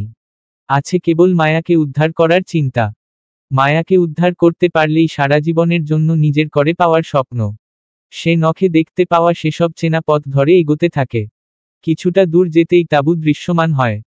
আর একটু এগুতেই দেখতে পায় ভয়ানক চেহারার যুবকটিকে, যে তাঁবুর বাইরে উলঙ্গ হয়ে শুয়ে ইঁদুর খাচ্ছে। তাকে দেখেই দাঁড়িয়ে গেল। পোড়া মুখটি দেখে এই প্রথম ভয় পেল রাশেদ। কি বিশ্রীভাবে পুড়েছে। সে তবু সাহস নিয়ে এগুচ্ছে। খানিক পর যুবকটি মুখ খুলল, এই তুই এইখানে কেন কেন আইছিস এইদিকে? দূরে থাক, সামনে আসবি না। আমি আমার মায়াকে নিতে এসেছি। তুই নিতে পারবি না। চলে যা, নইলে মেরে ফেলব। তুই আমার কিছুই করতে পারবি না। আজ আমি মায়াকে নিয়েই ফিরব। যুবকটি দৌড়ে তাঁবুর ভেতরে গেল। তারপর মায়াকে হাত ধরে নিয়ে বের হয়ে পৈশাচিক এক হাসি দিয়ে বলল, মায়া এই ছুরি নিয়ে যাও, ওরে খুন করে আসো। মায়া ছুরি নিয়ে আসতে থাকে। রাশেদ গলা থেকে একটা তাবিজ খুলে নেয়। আসলেই সে ছুরির আঘাত খেয়ে হলেও মায়ার গলায় পরিয়ে দেবে। বুঝতে পারল যুবকটি। তার ভ্রু কুঁচকে গেল। সঙ্গে সঙ্গে সে বলল, মায়া থামো, তোমার নিজের গলায় ছুরি ধরো। মায়া থেমে গিয়ে নিজের গলায় ছুরি ধরল। যুবকটি হা হা করে হেসে উঠে বলল, তুই এইখানেই থামো, মায়ার দিকে আইলেই ওরে বলবো নিজের গলায় ছুরি চালাইয়া দিতে। রাশেদ শুকনো ঢোক গিলে। সে থেমে যায়। তারপর যুবকটির দিকে তাকিয়ে বলে, তুই ওকে কেন এনেছিস? ফরিদকেই বা কেন খুন করেছিস? আমাকে মারতে চাইছিলি কেন? কারণ মায়াকে আমার মনে ধরছিল। রামুখের জন্য কেউ আমার দিকে ফিরাই তাকাইত না। তাই ভাবলাম চেয়ারম্যানের মাইয়াকেই আনি। ওর পেটে আমারই সন্তান। তারপর হা হা করে হেসে উঠে বলল, কিন্তু দোষ দেওয়াইছি ওর নিজের বাপরে। আমার বাপরে অপমান করছিল। তারেও অপমান করাইলাম পরিবার আর এলাকার কাছে। ওই দিন বৃষ্টি আর চেয়ারম্যানের চেহারা সবই আমার খেলা আছিল। গামছাও আমি রাইখা দিছিলাম। সবই আমার কারিশমা। তাইলে তুই ওদের বাড়িতে আগুন দিছিলি। এইবার তোকে যা বলি শোন। মায়াকে বাঁচাইতে চাইলে তোর শরীরের সকল তাবিজ খুইলা নদীতে ফেইলা আয়। নইলে মায়া নিজের গলায় ছুরি চালাইব। শুধু একবার কইলেই কাজ শেষ। কি বলো মায়া? মায়া মাথা নেড়ে সম্মতি দিল। রাশেদ শুকনো ঢোক গিলে, ভয় কি করবে এখন সে? আমি 7টা ইঁদুর খাইতে খাইতে তাবিজ খুইলা নদীতে ফেইলা আয় বলে সে তাঁবুর পাশে গিয়ে বসে আবার ইঁদুর খেতে শুরু করল। রাশেদ মনে করল গুরুর কথা, মায়া তোমার প্রেমিকা ওর না। মনে শক্তি রাখো, জোর রাখো। সে নিজের মনের জোর নিয়ে বলল, মায়া তুমি ছুরি ফেলে দাও। আমি রাশেদ। তোমার রাশেদ। আমি তোমাকে নিয়ে যেতে এসেছি। তার কথা শুনে অট্টহাসিতে মেতে উঠল যুবকটি। তাকে ব্যঙ্গ করে ইঁদুর রক্তমাখা চেহারায় সেও বলল, মায়া আমি তোমার রাশেদ নিয়ে যেতে এসেছি, হাহা। রাশেদ ওদিকে মনোযোগ দিল না। সে পুনরায় বলল, মায়া ও তোমার জীবন নরক বানিয়ে দেবে। ও তোমার পুরো পরিবারের মানুষকে মেরে ফেলেছে। আমাকেও গলা টিপে মারতে চেয়েছিল। তুমি ছুরিটা ফেলে দাও। আমি জীবনের ঝুঁকি নিয়ে তোমাকে এখান থেকে নিয়ে যেতে এসেছি। আমরা বিয়ে করব মায়া। আমাদের সুন্দর একটি সংসার হবে। ওর পেটের বাচ্চা নষ্ট করে দেব। যুবকটি আবার হেসে উঠে সুরে সুরে বলল, নষ্ট হইবে না, এই বাচ্চা নষ্ট হইবে না। ও নষ্ট হইবার না, ও পৃথিবীতে আসবো অসীম পাওয়ার নিয়া। রাশেদ পুনরায় বলল, মায়া শুনতে পাচ্ছ, ও তোমার পেটে সন্তান জন্ম দিতে চাইতেছে। তুমি প্লিজ ছুরি ফেলে দাও। রাশেদ এভাবে বলেই যাচ্ছে। শুধু অবিরাম বলেই যাচ্ছে। কিন্তু মায়ার কোনো হেলদোল নেই। সে মূর্তির মতো দাঁড়িয়ে আছে। যুবকটি ইঁদুরগুলো শেষ করে ফেলল। তার ঠোঁটের কোণে রক্ত, ঠোঁটে ইঁদুরের সাদা লোম লেগে আছে। রাশেদের পেট গুলিয়ে উঠল দেখে। শেষ টাইম। এইবার তুই তাবিজগুলা ফেইলা দে। নইলে মায়াকে হারাইতে হইব। রাশেদের মাথায় তখন গুরুর আরেকটি কথা খেলে গেল। তাবিজ ছিনিয়ে নিতে ও অনেক ছলাকলা করবে। আরও মনে পড়ল নিজের মন যেটা বলে সেটা শুনবে। তার মন কি বলছে? বলছে মায়া কখনো তাকে ছুরি দিয়ে আঘাত করতে পারে না। কিন্তু নিজেকে তো করবে। করবে। তবে ছেলেটি তো বলছে মায়াকে মনে ধরছে তার। তাহলে কি নিজের গলায় ছুরি চালাতে আদেশ দেবে? তাছাড়া মায়ার পেটে যে বলল তার সন্তান, যে কি না অসীম ক্ষমতাবান হবে। রাশেদ ঠিক করে নিল সব। সে গিয়ে মায়ার গলায় তাবিজ পরিয়ে দেবে। যুবকটি হুঙ্কার দিয়ে বলল তাবিজ ফেইলা আয়, নইলে মায়া শেষ। রাশেদ ওর কথায় পাত্তা না দিয়ে মায়ার দিকে এগুতে থাকে। যুবকটি তা দেখে হতভম্ব হয়ে যায়। বারবার বলতে থাকে এই ওর দিকে এগুবি না, ওকে মাইরা ফেলব। রাশেদ শুনে না কিছু। সে মায়ার দিকে তাকিয়ে এগুতে থাকে। কাছাকাছি গিয়ে গলা থেকে তাবিজ খোলার জন্য হাত নেয়। তখনই যুবকটি চিৎকার দিয়ে বলে ও কাছে আসার আগেই বুকে ছুরি মারবে, মায়া মরার আগ পর্যন্ত মা রতে থাকবে। তাবিজ যেন তোমাকে পড়াইতে না পারে। রাশেদ তাকিয়ে দেখে মায়ার হাত কাঁপতে শুরু করেছে। যুবকটি অবাক হয়ে তাকিয়ে বলল মায়া শক্ত হও, ওকে মারতে রেডিও। কাছে আসলেই ছুরি মাইরা দাও। রাশেদ নির্ভয়ে এগুতে থাকে। একদম সামনে গিয়ে দাঁড়ায়। যুবকটি বারবার চিৎকার করে বলতে থাকে মায়া ছুরি মারো, ছুরি মারো। কিন্তু কোনো কাজ হয় না। রাশেদ মায়ার গলায় তাবিজ পরিয়ে দেয়। সঙ্গে সঙ্গে মায়া মাটিতে লুটিয়ে পড়ে। রাশেদ তাড়াতাড়ি মায়াকে কাঁধে নেয়। তারপর ছুটতে থাকে ভেলার দিকে। পিছু থেকে চিৎকার করতে থাকে যুবকটি। পরিশিষ্ট মায়াকে ভেলা দিয়ে নিয়ে নিরাপদে নিয়ে আসে রাশেদ। গুরু যুবকটিকে চরে মন্ত্রবন্দী করে রাখেন। সে কোথাও যেতে পারে না। মায়াকে পানি ছিটা দিলে ওর জ্ঞান ফিরে আসে। গুরু ওকে পানি পড়া খাইয়ে দিয়ে বললেন হাসপাতালে নিয়ে গিয়ে এবার বাচ্চা নষ্ট করে দিতে। তাই করা হয়।